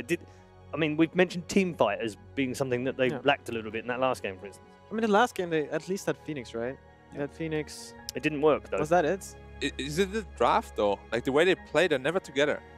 Like the only time they're together is when they go Roche, and then he puts them in the egg, and it's I mean, is that a little bit of, I don't want to pick up on this, but it's the same for the old Pain team when they first formed, and then they had Wee in there. He basically said, I just run around doing whatever I want, and they kind of react to me. Yeah. It feels a little bit like that, doesn't it? And they've got, there's 3 US guys, 2 Brazilians in the team, but it's probably still struggling for it's more communication. Like it's 3 people running around. Right. 2 people playing together in that case. Yeah. But I don't know. Last game, did they have their team fight was okay? Right? Phoenix and maybe it was just Phoenix. Maybe their team fight was actually as bad. Yeah, they had Phoenix. When I think about it, I want Adriano on a playmaker. I think that's when it looked really good because I think like CCNC and Ritsu, they're pretty greedy players. And they'll play like their own 40R. Oh, sorry. Yeah, sorry. ADR. ADR. Yeah. ADR. Well, I think like in the last game, or the first game, he was playing Tiny, so he can run around and make plays. Right. This game, he's playing Necro, so it's very static, and they're really dependent on CCNC to make the moves. He wasn't able to, so I think if he's playing the playmaker, it looks a lot more solid for them. Yeah. What else do you want him to play if it's not a Tiny? Like if he can get the Axe, Enigma, or maybe not the Enigma. Enigma might be too greedy. Yeah, Axe, Centaur, some of these active offlaners. They banned a Centaur out. Yeah, all those, they did ban all those heroes. They did Yeah, ban they're them. probably thinking about it. Yeah. I guess you can't really force the offlaner to be that type of hero. Yeah. I think they just have to consider their mid lane more. Yeah. I don't know, because they ended up with an offlane morphling this game. Right? I just think their draft, it was a bit funky when they were drafting. And I don't think they didn't deal with Axe. I think Axe is a first pick right now. I mean, I don't want to make excuses for them, but still early. Yeah. Still trying to find each other in the team, still trying to find their own signature and what does that feel like and play style and everything else. It's all part of the learning process, isn't it? Yeah. Yeah, it is. It is, but at the same time, like, I don't know how to put it. It's not that hard, to... I mean, it is hard when you get in there. That's different. I mean, come on. Yeah, You've joined teams where it's clicked, right? And you've also had teams where it hasn't clicked straight away. Yeah, that's not fair for me to say, actually. Yeah, no, I think you're just right. There's a learning period, and either you learn or you stay bad, and then you do a switcheroo. That's just how it goes. No, but it's a real thing. Like, teams stay together for a very long time. Sometimes they improve. Sometimes they don't improve at all, like 0. And they just keep... Do you really think so? Yeah. Do you think teams don't improve at all from when they first form? Yeah, it's possible. Really? No, it's like these curves, right? It's like Dota. Like someone who played in 2013 and was 5 KLMajor. Yeah. Like everyone is improving at the same time. Right? You just need to improve faster. Right. And these teams, like, so they are getting better, but just not at the same rate as everyone else around them. Okay. So they kind of just stay there all the time while others go up, and then. Have you been on teams like that? I mean, I've been on many teams. Surely I've been. Yeah. Yeah. Do you know how many teams the 3 of you collectively have been on professionally? Probably like 50-something teams. I've only been on like 6 teams, I think. 6? Yeah, I know. Maybe I've been on the least amount of teams of all 3 of you. I mean, I'll probably have close to 20. Yeah, you are actually ahead of Fogged. I'm only like 12. Yeah, wait, 13 officially. Yeah. What? Yeah, 19. You won that many teams? Somewhere like random little stacks, like shit stacks, Yeah, it was the same with me. I had like so it's many all right. little We teased Fogged at TI about being on the team with. I think you've got 2 in the top 13 of the fastest losses at TI. I mean, that's a terrible stat to have, right? At least they're not like that. Back then we used to GG out. Yeah, 9 minutes. It wasn't 9 minutes. It was 9 minutes and 57 seconds. It was like 11 minutes first Navi. Yours was the fastest. I meant the fastest is under 10 minutes. I was 11, and we hadn't. I don't even think they hit our base yet. We were just like, this game's unwinnable. Yeah, done. Like, screw this. Thank you for bringing me back there, Paul. Well, it's because we were talking about. I know those. You were talking about it in the green room. Well, because Charlie's in there and Curtis is in there, so it's like these flashbacks. Let's just go back to the old boys and the old. And then we're watching Universe play, so it's literally like all the goons together. Yeah. Now I'm depressed. All right. Anyway, draft. Sorry, buddy. Yeah, draft's underway to save us anymore. We're underway. What do we got? Okay, so 3 of the heroes that were in the last game are banned. Yeah. I mean, I think they're gonna do the tiny again, right? Or 4 of the heroes. Why not? Yeah. No, and this is what you said they needed when they want it. And I agree. And this is like this is why they leave Brood too, right? So they feel comfortable with this. Yeah, they didn't. I think they did ban it when they didn't have the tiny, and Yes. and then the first game they didn't ban it. No, they did ban it. No, They banned it the second game, didn't they? The banned it when Alliance had first pick, I think, because Alliance would probably pick up the tiny. Yeah, yeah, they're scared of the 4th pick. All right, Shaker Enigma. Yep. Enigma, yep. I mean, Team fight galore. Very, very Alliance. Do you take Rubik? I like Rubik a lot actually here versus Shaker and Enigma. I mean, it's been a very popular pick against the Enigma, isn't it? Yeah. Always very has popular. been for years already. I just don't. I just feel uncomfortable when I do that. You've got a black hole. We've got a black hole. Yeah, you kind of do, but you're like a Rubik with a black hole. Yeah, but also, do you not feel like players, when they've got the Enigma and they're like, they know there's a Rubik on it, they're almost a bit more cautious, and then it's harder to set the team fight up and then catch more than maybe a couple at a time. Yeah, sure. Because they're always going to be, they don't want to give it away, so they're almost, I don't want to cast it right now. Oftentimes too cautious. Like they have like a perfect black hole for 2 But it 3 puts it heroes. in your mind, doesn't it? Yeah. Because then you're like, oh crap, I would cast it now, but oh god, where's the Rubik? There's so many times, like at Roche, you get like the perfect black hole on 2 3 heroes, but you're too scared to cast it, and then you don't, and then you actually never use your hero properly. It feels like. I know Flea likes to play it. That's why I was saying, because like Yapsor, you know, we saw when it's I mean, secret, they'll always Yapsor pick as it. well, it's insane. But okay, they're just doing the TB. I do feel like this better. Okay, yeah. I might think be it's a more little stable. boring, but I like it better. No, the thing is because you end up with a Rubik Tiny, and like their lane is not that strong. Like they don't really lane together. None of them have team fight. They ban out the PL now, I guess. I mean, I could ban out PL more if they want to. Yeah. They could also. They could probably leave them more. 10 seconds remaining. Could, yeah. I don't know though. Do you want to do that? Radiant team It's really easy to No, do. Zeus. Okay. Yeah. Ban the So there's nukers. the first counter. They might just ban Tinker next Yeah, time. it's just Tinker. That's what I was thinking. Ooh. That means what Lina will probably, the Alliance will probably try to grab the Lina. And that's what they've tried to get Pain to do here. They've kind of baited him into saying, no, ban the Lina then.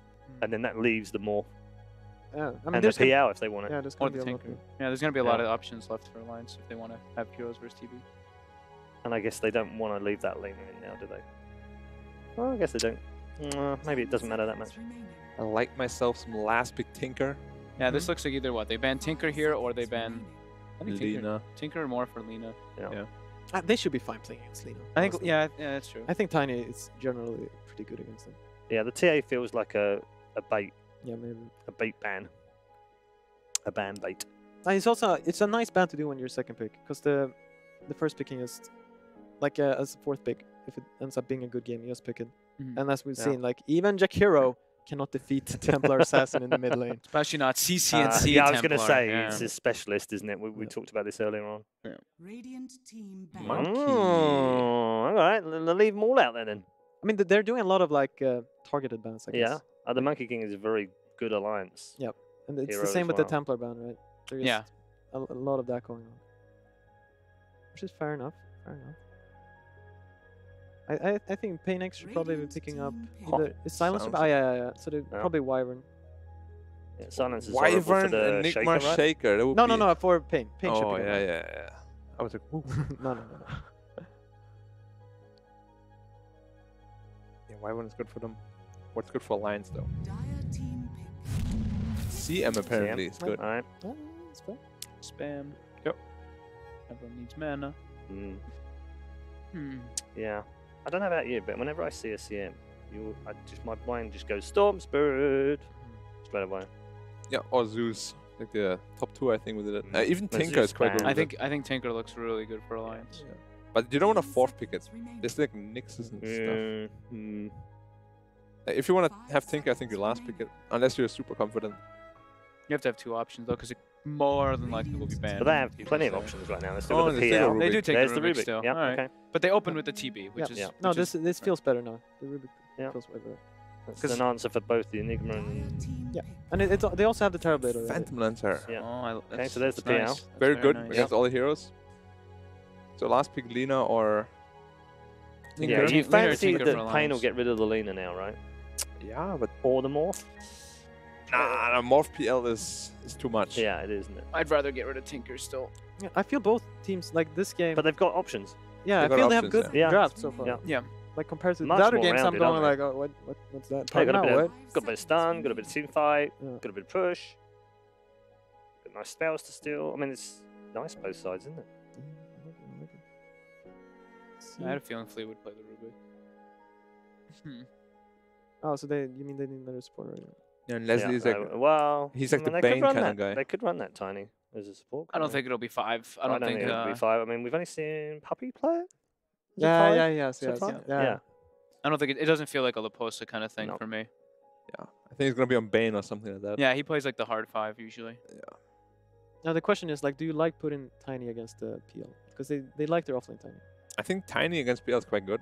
Like, Can pressure him a lot. Yeah, personally, I would just want to put this Tiny mid. Like, I think, like, all of these heroes, he can one-shot them all if he gets decent farm. Like, it's actually a really good Tiny game. But he's gonna free farm on offlane, most likely, right? No, that's what I'm wondering. I don't know how good that lane is for him. It's probably a PL. Radiant team back.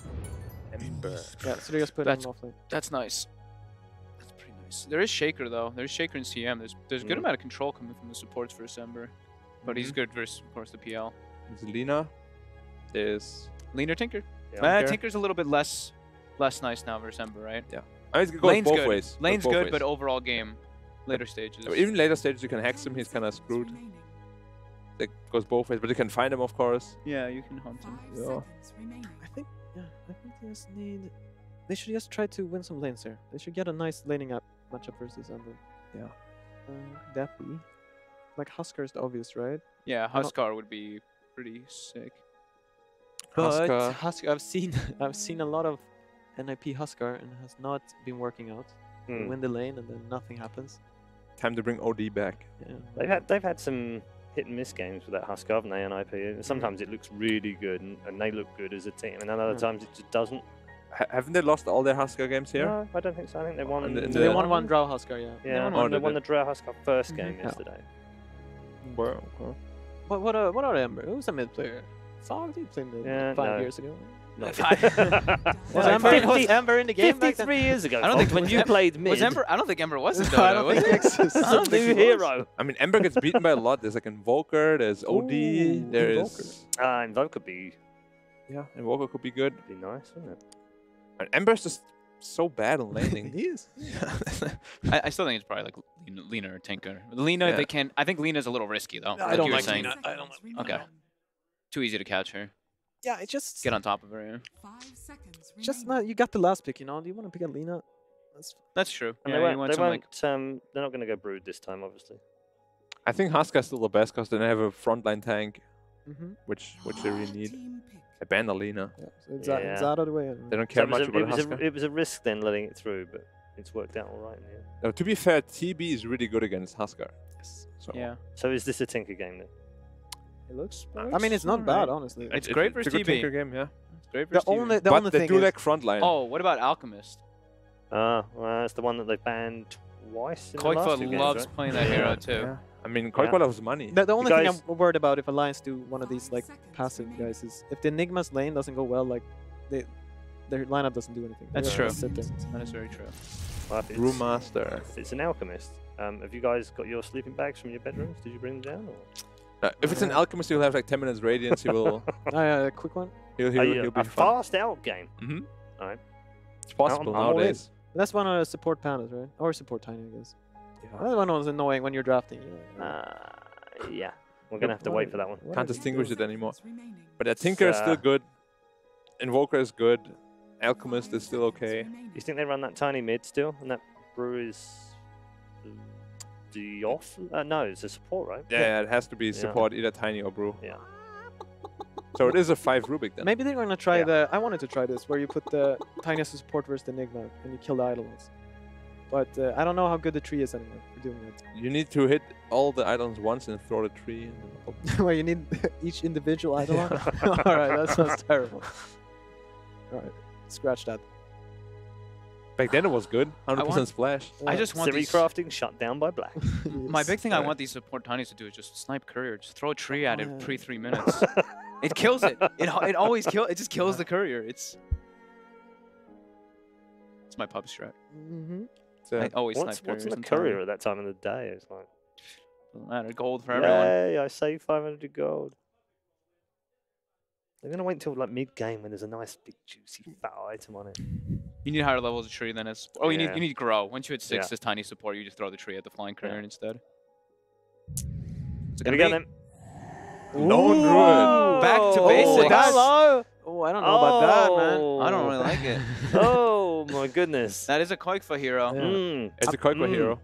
Now it's an alliance hero. They've got like, what's their playmaking? I mean, how is the lane though? That's what I wonder. Against Ember? Yeah, I think Ember's gonna be fine until 5. Let's see. That doesn't sound good at all. Will he though? Yeah, I mean, you kind of farm Flame God just run in, right? You guys gonna last it with Quelling Blade. I don't think you can deny him.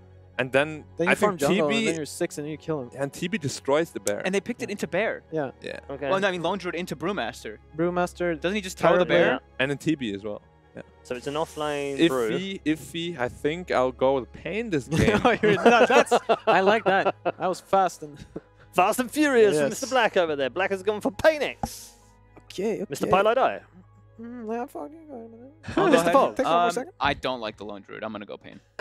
Not a Let's Lone do Druid it. believer, okay? I mean, a And not Radiant into Lone Brew- Druid. From you know what's what I'm there? saying? It's just into the Push. Brewmaster. He's just gonna throw this bear in the What's air. the lane, That's the only man? thing. And TB. I'm gonna go with Alliance. I think they're very comfortable in this. Well, what's and your- I wanna be able to like win out this series in predictions. What's your reasoning though? Do you want to win out the predictions? This Koikwa Lone Druid, very very strong. So he'll win the lane. He'll get a fast Radiance. The Enigma lane will do way better than we think. He'll dominate. He'll get the tower, and then like they'll just have too much farm too early. And they'll be super fast. I can see that. Yeah. Maybe you're right. Okay. Oh, man, no. No changing of predictions. That's it. They're all done. Everyone's made their predictions. And we're going to move on to our commentary team. Do they believe in the bear? I think they might. Let's find out. Thank you, Reda. Yes, the Lone Druid Bulldog. We're getting it here. Alliance Bulldog, Lone Druid. What more could you want back at home? This is going to be the game to end this series between the two teams. 1-1 it stands at the moment, of course, as we enter into this final game 3.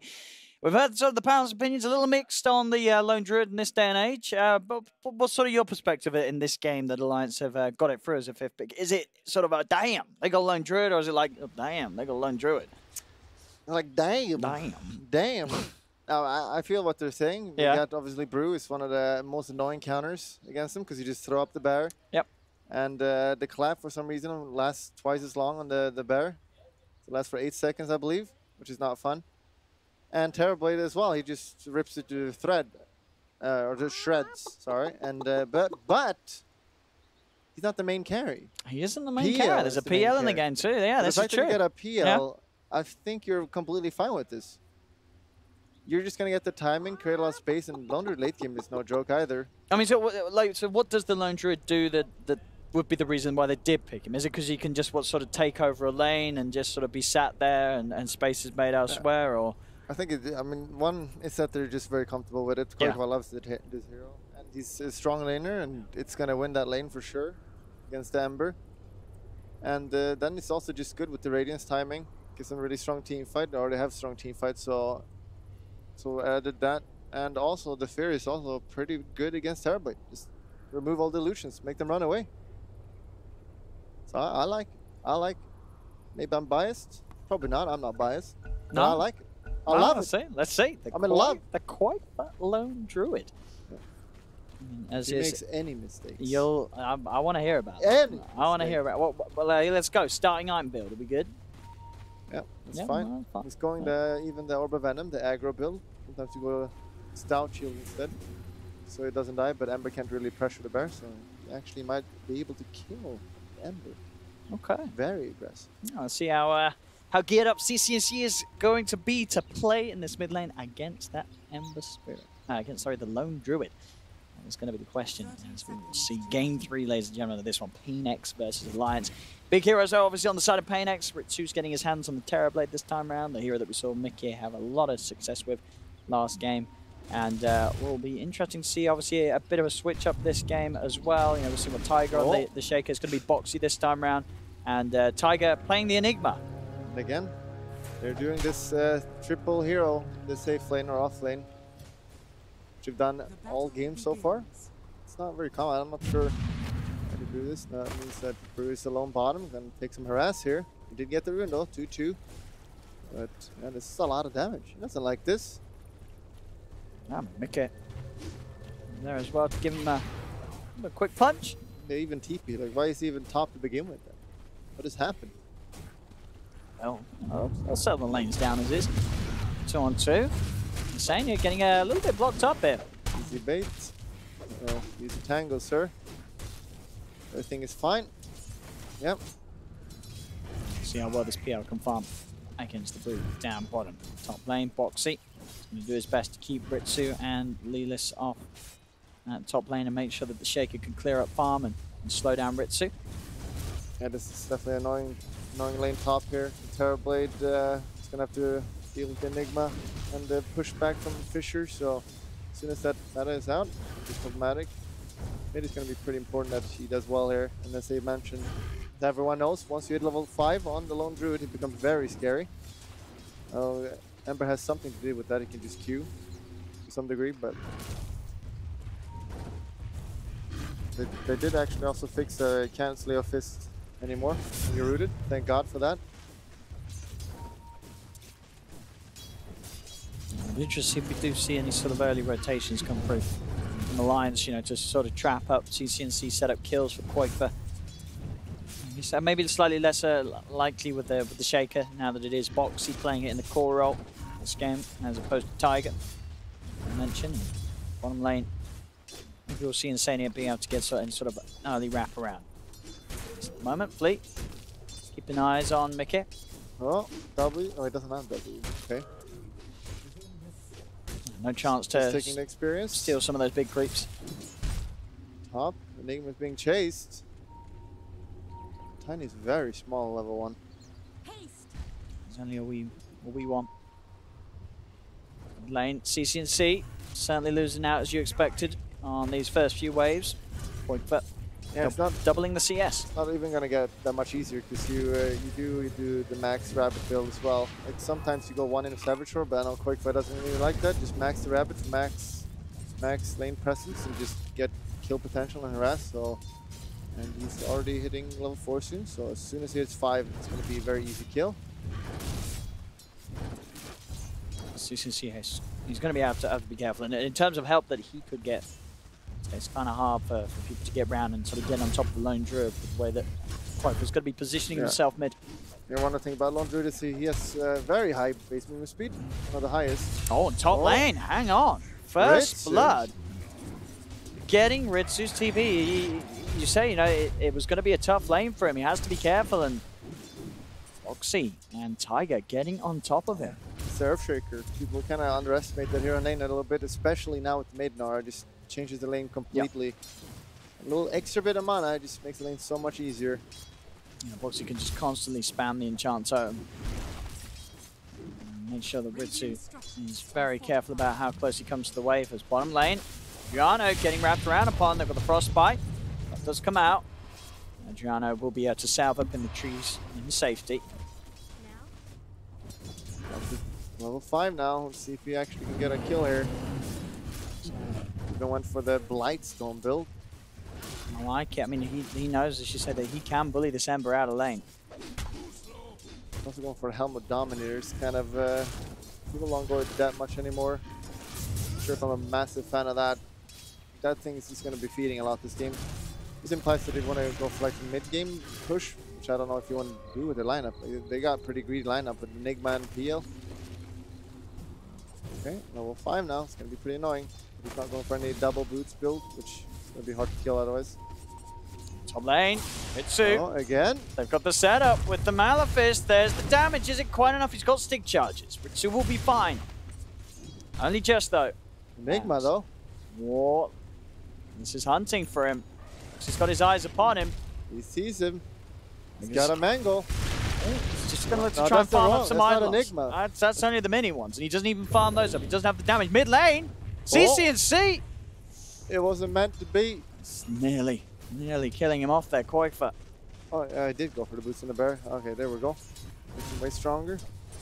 And again, like, you can just run him down here. Where's those roots? There it is.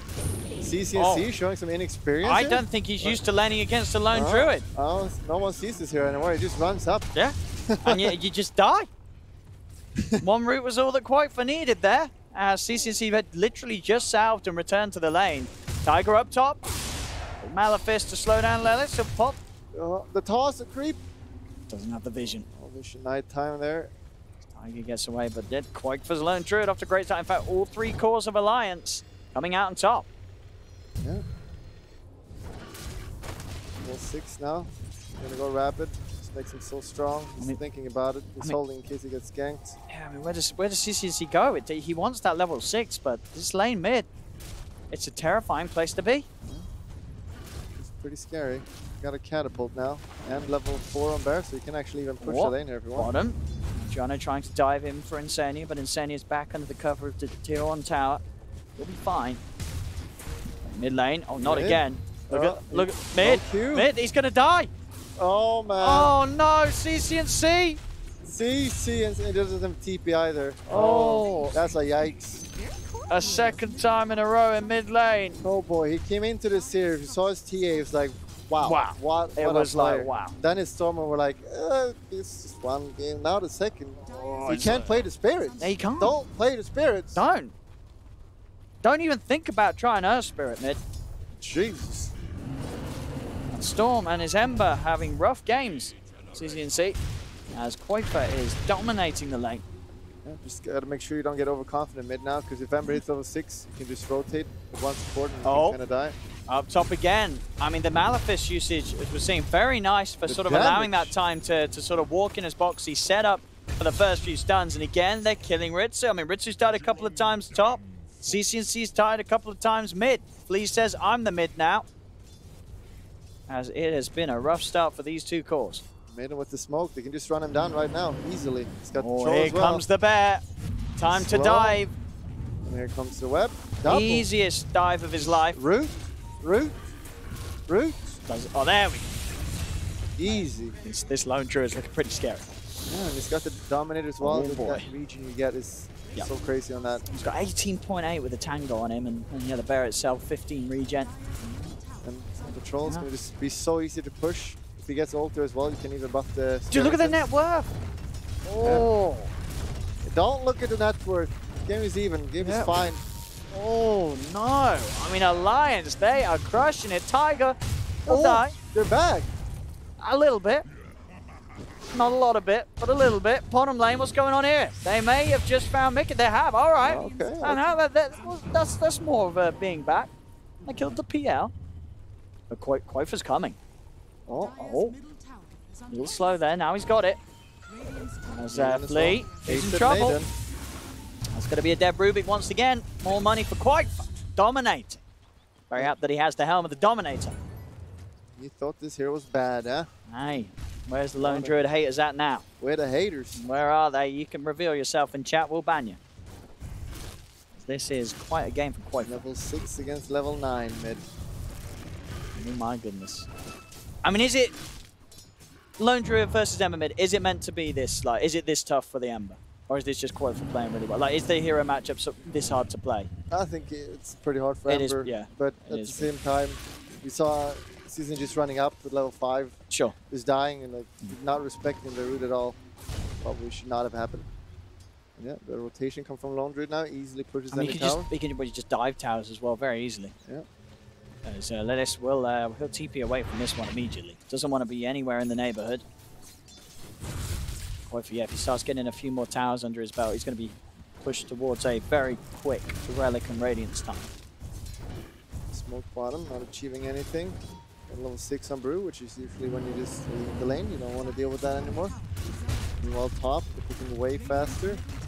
Bottom, they're not even going to get the tower here. Oh boy, Alliance. Very nice looking start to the game for them. Yeah, just like the old days. They are. There's no denying this game 3, they're crushing. They are absolutely crushing it from the off. 6k gold advantage. PainX, as you say, they may find the trade, but it's taking them so much longer. And by the time that they do take it, they're already going to be sort of taking damage on their tier 2 top. Wifer's just pushing the wave along. He knows that there's not really much that the PainX can sort of TP in here to slow this down. Got the ult as well, doing double damage right now. I mean, they're going to get that tier 2 top before the tier 1 even falls down bottom. Oh my goodness. Oh, but that is so much gold. I'm no mathematician, but that's not a great trade. It is not. You lost 2, and you only took 1. On PainX's side, there's Alliance. This is just a perfect lone druid game. You get the good start in the lane, and then you just rotate to side lanes, get the towers. That way you get super fast radiance, and then you just get full map control. Nice, always nice to see sort of teams come in with these picks that not really anyone else is going to be doing, but realizing when they can get away with it, and it's going to be strong. And there's no denying that this lone druid pick from Alliance has absolutely crushed it. Koifer, of course, is player as well, playing the hero to perfection in his first 11 minutes. He's getting level 11. Oh! Oh! That takes a seer. Oh! Okay. That was meta used. There's Tiny who got the kill as well. Ritz is not happy about that. He's struggling. He's not going to be a happy bunny. The lone druid is going to be 11 now, which is going to give him that extra 250 health. My goodness. Very hard to kill right now. Well, if he takes, that's another tier 2. This 11 minutes. Oh no, sees it. Oh no. Oh my goodness. What a route. Oh, he doesn't get it. CCNC will be able to get out, but the tier 2 tower does not have that same luxury. The tier 2 tower's gone. Though. All right. Trading. 1 for 1. That is an even trade. That is. They got a tier 2 themselves. Math's correct. But it's 11 minutes in. He's got the relic time. That is good. That's a fact to say the least. And more importantly, is that his team is also doing really well. Yeah. Like back in my days, it was only me doing well. I always had to carry with the Radiance, but Koifer, he's actually got a team behind him now, farming well. And Pain, I mean, they got, even without having low net worth right now, they still have not terrible at hitting hard. Ritsu will probably never join a team fight though, by the way he's been playing. We got Brewmaster, and Brewmaster you can't really kill this hero easily.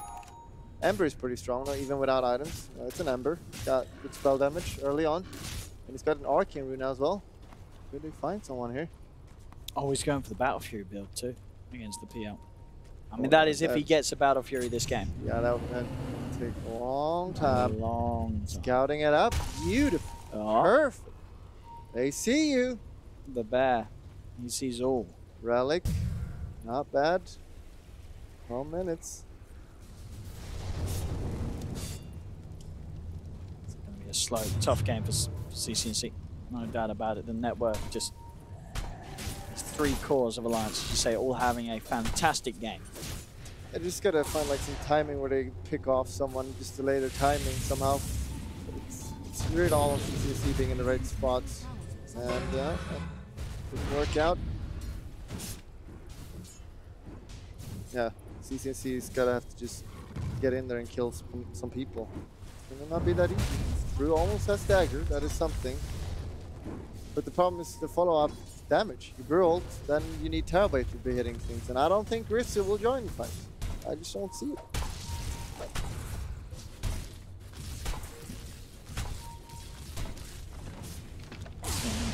So insane here, they're sort of poking at the Terabyte. I mean, he's going for it. He's insane. He went for it. The freezing field. I mean, he's making space. He's making space. Yeah, get the bot tower. Yeah. Get the Radiance really soon. Oh, top. PainX. They will catch Tiger out as well. Okay, let's calm down now, Alliance. Calm down. Got the Radiance. 14-minute Radiance. On top of a helmet of Dom there. I mean, that is a fantastic time. Yeah, when you get Radiance, like your hero becomes pretty much, I'd say, like 3 times as strong as it was previous. So it's kind of a timing right now. Like, there's no way you can fight him. No, he did buy something else. Oh, didn't he have Radiance gold? I'm blind. No, I think he was just short. He has it now at least. That tower goes. So all of the outer towers being taken. So you can see with a quick poke onto the CM. Has to get out of there. I think they just want to go top right now. The problem is they already kill all the tier 2s, so they're like already pushing high ground. It's not the easiest thing to do, but what does Pain have for defense? Not that good defense, heroes. If they got Rubik W, that's pretty much it. So we can see on the win probability at 63%. A little surprised it may not be a little higher. I guess they don't really trust the Lone Druid. Now there's an Tiger! He's got the catch and the trap for CCNC, but do they have the damage? It's destroyed! CCNC is He wants the kill! Could he get it though? He can't! Oh no! Oh no! Oh, the right clicks! Ooh. He'll live. Though. Terribly. Ritsu. Goodbye. Okay. Well, CCNC lived. He managed to live. Ritsu not quite as lucky. It's 15 minutes in. Boxy's got an ag at him. I'm pretty sure Ritsu was just looking at what's happening and see. Yeah, he was getting ready to Fisher! Fisher into W. Boxy! Jesus, he's going again this build here. So I'm doing this before the axe build with the treads, and he hits so hard. Like you can see, he hits for about 500 damage on a 5-second cooldown. Pretty good. I like it. I don't know why we don't see more people rush the axe. I think Boxy could certainly set a trend there. Yeah. You just get that axe first. I'm sure we see a lot of people get it later down the line, but it's so strong. You Got a skeleton buff. Skeleton hit for 124 damage. See that damage? My goodness, look at the push. They can't get too overconfident right now. The jump again. Boxy's out. Primal split. Not wanting to be used. Because they can't be too overconfident right now, because if Brewmaster ult, he will always lift the bear, and then the bear is useless, right? And then you look at the net first, it's not that bad. Look at this replay again. CCNC. Whoa! Look at that zoom in. You can see the blood come out of his skull. Did he have time to jump there? Oh, not again. No. He's gonna ult. Chase him. Is he He's gonna gotta jump? No, he's just not gonna go for it. Mickey's in trouble. Mickey's dead. Is he though? Is he though? He's tanky. He's still trying. Where's his team? Yeah, he's dead. But the team is coming though. The team is coming. Here comes the bear. No runners left. Time to give them the Winnie the Pooh treatment. Boxy just shot. That angle was so good. I love watching the shaker. We could just keep it on him. Boxy, he's crushing it. He's just 4 kills. I like it. No deaths, no assists. He's a killer. He's stealing the show from Quakebar right now. Look at me. And now they go again with the Skellingtons. They got level 2 battle cry. It's gonna be a quick no glyph this time. Wait, what's going on here? Yeah, he needs to get back to base. Their base is in trouble. PainX, they're everywhere apart from the mid racks at the moment. He just walks in and dies. Yeah, he's not got ult.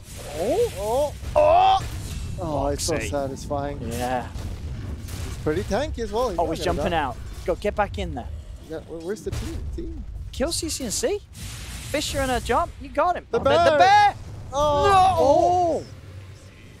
Q, for love of God. Jump out of there. Help him, Q, and help him. The stolen Fisher. Why are you not queuing? The bear. Q. Just Q instead of returning it. Okay, he doesn't want to reset. Oh no! Why? He lost the bear. They agreed. He didn't press Q. It's just one button. Now you he presses baboon.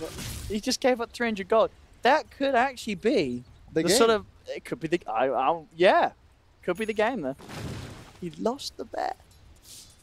This is the beginning, right? Wait, how's CCNC doing on his battle? It's getting there. He's only got 1 piece missing, so you could say he's just 1/4 of the way away. I feel like Alliance can just commit middle, honestly, and just get the Rex. There we have it. That play from Boxy. The zoom-ins. I love the zoom-ins. I think we're going to need... I want to go closer. I want closer. I want... closer. Close. More zoom, please, next time. If we get some more plays, which I'm sure we will from Boxy.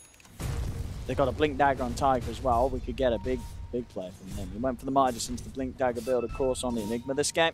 Yeah, it's kind of just securing the late game a bit He's as well. just chilling. I mean, we'll go late. You got the Midas and you got the Talent coming up soon, level 15. Gets insane GPM. Boxy. He's in. This is a huge kill. Oh, and he's got it. Oh boy, that's it. He doesn't have buyback. That's literally the one hero they need the most. He's only dead for 30 seconds though, because he's only about level 2 at this point of the game. Looks like they do have glyph. Oh, Boxy asserting his dominance. He's getting the vision. They're slowly getting it. Come on. What are they going to do to stop this one? And here comes the battle cry. Just commit now. It's going to be quick. There's no way they can fight without Bruce. You just got to accept it. This bear's just hitting the racks and taking them. 20 minutes. Just take this one as well. Oh, base race. Jeez. The TP back by Maple. Oh, it's Peel. Wait, they have a Peel this game. There's a Peel in the game. 0-2-1, you know, he's enjoying the game. He's playing around top. Oh. He's alone here. This is hunting. They've avalanched him. Can he jump away? Toodles. Oh, Ember though. Chase here now. See, where's Quinn? Where's CCNC? He didn't want to go for it. Didn't want to go for it. He had 2 spirits there. And doesn't have his Battle Fury yet, bless him. Wants to get the Battle Fury. So that's the racks right there. That's a lot of gold. Yep. Quite for what's he got now? He's got full pipe. I like that. And yeah, Mickey, he's chilling. He can just keep on hitting the creeps. Doesn't really need to do too much at the moment. Just be that sort of late game backup that they can fall back on. Question is if they want to do Roach now or not. Yeah. It takes quite a while. Like if you do Roach, you don't really need the Aegis. So if you do Roach, you're just gonna give like a minute for enemy team to do whatever they want, which might not always be the best. That's why sometimes you just, when you're ahead, you skip it. That's good. Let's have a look. We're on the hunt pain with the smoke. He knows. No, it's hard for them to catch anybody. And they're already on the way top, pushing here. Oh dear, that top Rax is in trouble. They've got to get back. Both of the boys pushing in. Boxy with Echo Slam back up in 8 seconds. It looks like they want to trade tier 1 for Rax. That's okay. Yeah, why not? There we go. He's going in. He is. Lee needs help. There's a change for CCNC. Adriana jumps in. He's tanked. He played mail up. Look at the primal split. Boxy with the quick jump out. They've lost the tier 3 top. There are only 3 heroes. Send CCNC back. They just wasted Brule. This is not good. Can they kill the bear? Beal should just rotate there right now. Trying for the bear. He's tanking. And he's got a pipe. No. I like this. The pipe is usually just all in build. Oh no, the root. Oh. Watch out. Miss. Oh, Boxy. Oh. He's getting thrown all over the place. Jumping in, jumping out. Oh. In, out. I want to zoom in on that one. Shake it all about. He's getting there. No glyph. S and Y for Ritsu. Wait, there's a terrible. He's in the game, but he refuses to fight still. There is a severe lack of barracks in the game for PainX at this point. So this top rack's in trouble. Lost half of it. Boxy in again. He gets help back. CCNC's. Oh! Jump in! Oh! Boxy! Oh! No, jump out! Get the hell out of there! What? Oh no! Oh! The space! Oh, the crit! He's dead. Bottom? They got the racks. What's going on bottom? He's pushing. Oh, Ritsu. They might not suspect this. Oh, insane. He's got the ult. He could go for the solo kill. Oh! Go for it! Let it go! Okay. What's happening here? TP out, goodbye. Ritsu's out. The master of the shadows, escaping the bottom lane. So, let's have a look. A lot of action to recap, and here we have it. Here we have it. Here we have it. Boxy. Oh! He's like, I can get out, guys. And then here we go. There's the jump. Oh! Beautiful. Beautiful. I think we need to go closer though next time. I'm convinced. But I don't know if we have the technology, you know, to sort of, you know, go full CSI on the replays. Well, the desperate play here. They got the double damage. Is this the comeback? I think this it is. Quick. They're back in the game. Whoa, this is real quick. This is quicker than Alliance could ever expect. They don't know this is going on. Pain, they're getting away with it. They're 2 racks down, 18k behind, but they just walked in and they took an Aegis. The question is, does it matter if they have an Aegis? They're pretty far behind. They're quite far behind. And now finally Pia will also join the fight, and they use meta for that, so there's no meta now if Alliance wants to push. Alright. And, you know, it's still a game where I feel like, you know, Alliance, they haven't had to use a lot of their tools. You know, Tiger's been chilling. Sure, we saw like one black hole, but he's not needed to pop anymore. So they have the black hole. They have this PL as well. Mickey is just, you know, he's been along for the ride, just farming, doing his job. And if they need a PL, he can turn up, and he's ready to do so now, sitting outside of the base. Herb Shaker is ready. Stand by, here we go. See Boxy, here we go. Oh, he's on CCNC! The Malefice as well. See all the slide of fist dodge, Quinn! He's not got a remnant out though! Oh, he didn't have a remnant out! What was he doing? Oh boy, the buyback though, committing here. How did he not have a remnant out there? He could have zipped back to base if he had, but he had to buy back because he didn't. Yep. Oh, using a Pipe of Insight will allow you to negate spell damage from enemy heroes. Thank you, Gaben. That's what they have. Maybe that's why they were pausing there, to get free tips. Tip abuse. Tip abuse? Yeah. It's a serious one. Tower is falling. They do have another bear. Oh, Ritsu. Be careful. Here we go. Oh, Boxy's in. Oh, and he's done it. He's killed him the once. The Aegis out of the hands. Brute. He's getting feared up. Malefice down. He's dead. Meta in 10. See, they've got to buy this 10 seconds. The illusions, the bears pushing on the bears pretty low. Might have to press that Q a little soon, and maybe not. They've got Tiny trapped up by the Fisher. The bear's still alive. Ritsu going to work. Tries to take the bear down, and he does. He gets the bear. Ritsu will back up, but the barracks are getting taken. Alliance mega creeping. PainX now. That's his game. All right. Easy and clean. Very much so. The lone druid from Alliance. Quite doing it in style. Boxy as well having a great... I mean, great stuff all around from Alliance. That game, that was not even close. Yeah, PainX, they didn't do anything. They didn't do anything. Like, I felt like the entire series. Like, they never really group up or do anything. And Ritsu literally just farm all game. The entire series. And I gotta feel pretty bad. Quite just bring out the lone druid and smash. And he didn't get his Battle Fury by the end of the game. CCNC, as expected. Not having a good time on the spirits. Looks like Alliance is back. Yeah, we'll go with that. We'll go with. I mean, Alliance did play very well. You know, PainX, they may have struggled, but Alliance they did play very well, and it was a great draft. They got away with the lone druid pick. It was perfect for Koifa. Dominated the mid lane, and yeah, PainX. I don't know what was going on that game, but it wasn't anything good. That's all I can tell you on that one. Is Alliance take the series 2-1. As we'll be able to get the treat of seeing them again, I believe, today. But for now, we'll pass you back to the panel. Yeah, some happy Alliance fans out there, including the one in the commentary box right now. You keep saying at the end of every victory, Alliance are back. This is a Na'Vi meme, Bulldog, a Na'Vi meme. It's not an Alliance. Well, I suppose it can be. That was comprehensive. Yeah. Much cleaner this time from Alliance. More like what they were playing earlier against Virtus Pro. Yeah, Alliance seems to have their best lone druid player of all time. Wow. Wow. I'm kidding, Bulldog. He's going to kill you now. No, he's not. He's okay. I see him smiling. He's scheming. He's scheming. Yeah, no, he's all right. No, jokes aside, Johan, that was much better from now. I mean, ODPixel said at the end, and I don't really know what PainX were doing in their game, but credit to Alliance, right? Yeah. No, the thing is, I'm not sure about that lane if it's supposed to be that bad. But like, I like how Alliance thought. Like, they just have a very... If they win the lanes with this kind of lineup, they're just going to dominate. Oh yeah, we see the net worth of CCNC there at the end. Yeah. Another terrible scoreline, 1-6-3. Yeah.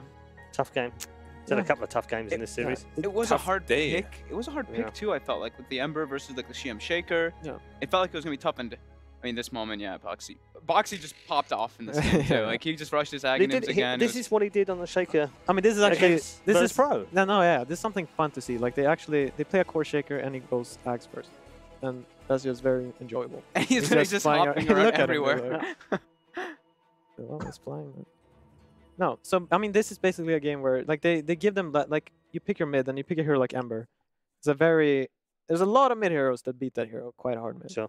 And then like you have to account for that in the draft. Like he's gonna lose mid.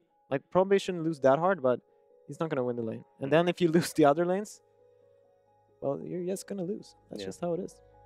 Black, It doesn't thoughts? matter. I mean, Alliance played somewhat well. They're kind of what we expected that would happen, but I don't know how good they are yet. Honestly, like PainX just looked really shaky that game, and I mean, they didn't even make it out of lanes in that game. yeah, I mean, I watched a lot of what they did that game, and just nothing felt very comprehensive at all.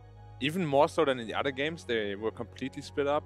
They never tried to do anything together. It's like, yeah.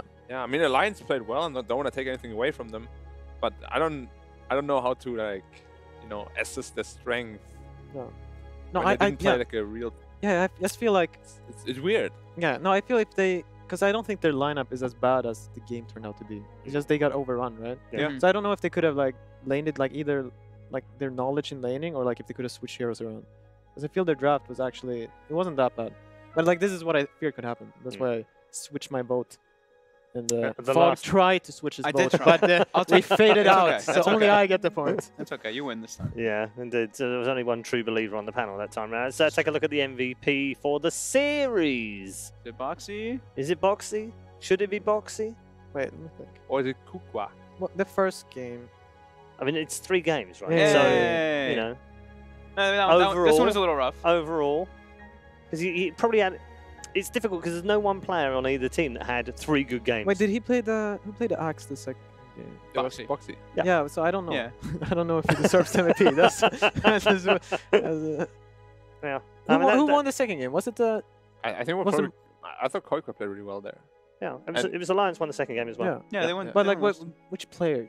I mean, Boxy he was the Axe. He kind of. Yeah, I mean, he was. You said, didn't you? If he's cutting and what was it? It was the Necro. In Yeah, that he game. kind of almost threw the Yeah. game though, but fair enough. He didn't play Alright. bad. Okay. MVP. There's his third game at the end as well. Yeah, he was flashy. Which was very nice. Yeah. Yeah. I'm really liking this guy, honestly. Overall, watching his style of play. Love the flashy stuff on Earthshaker earlier against Virtus Pro. Same kind of game in this one as well. I think he had a Monkey King game. I think that was the first game against Virtus Pro. Super cool. Yeah, Some really great plays. He we likes to talked go about in. it. He likes to go in. Yeah, we talked about it the other day. Like me and you, when we were sitting on the couch, we're like these younger players. Like he's what? I think he's only 20, right? He's 20, yeah. These younger players, they just have this killer instinct. It's Yeah. something like when Yeah, they've Sumail got no first got inhibitions. involved. Exactly. They don't care about your reputation or what team you are. Virtus Pro, don't care. I'm gonna do what I can do. And they'll do it in a bit of different style. It's Yeah. like in these games, I don't know if everybody would go this tried agonyms if you're Core Shaker. They might Yeah, just do well, he's done some that a couple of different times, right? He started Ags in the previous game as No, well. that seems to be his Yeah. thing. It's I really want nice. to I think see he more went of that. It Blink looks third really last good. time, right? Yeah, Yeah, no, yeah. I don't know. Like they played his Core Shaker, right? And I don't know. The lane goes really well. Yeah. But it I makes wanna sense see on more. Core Shaker, right? The item build because you get really Yeah. tanky too. You have like 2,000 health or something. No, it looks it looks good. I want to see more. I haven't seen a huge amount of it over the last 12 months. No, The- it's the been old one, isn't it? I think Yapsor tried like Yeah. that's how we played it for a bit, but then like it was just too much for him, even for him. All right, well, let's take a look at some of the glorious moments of And this one was- flying around the map. This one was hilarious. You can just It was hilarious. see CNC's like, please God, no. I see this one. He's like, yeah, I've seen this before. This doesn't end well. I mean, when you're an Ember in this type of game too, and you don't have that much armor as an Ember. No. You get hit by this max level enchant totem. It's like half your health. Boom. Because he's so high level. He's 1/4/4. It's like 13 minutes in, and he's got this max enchant totem so early on.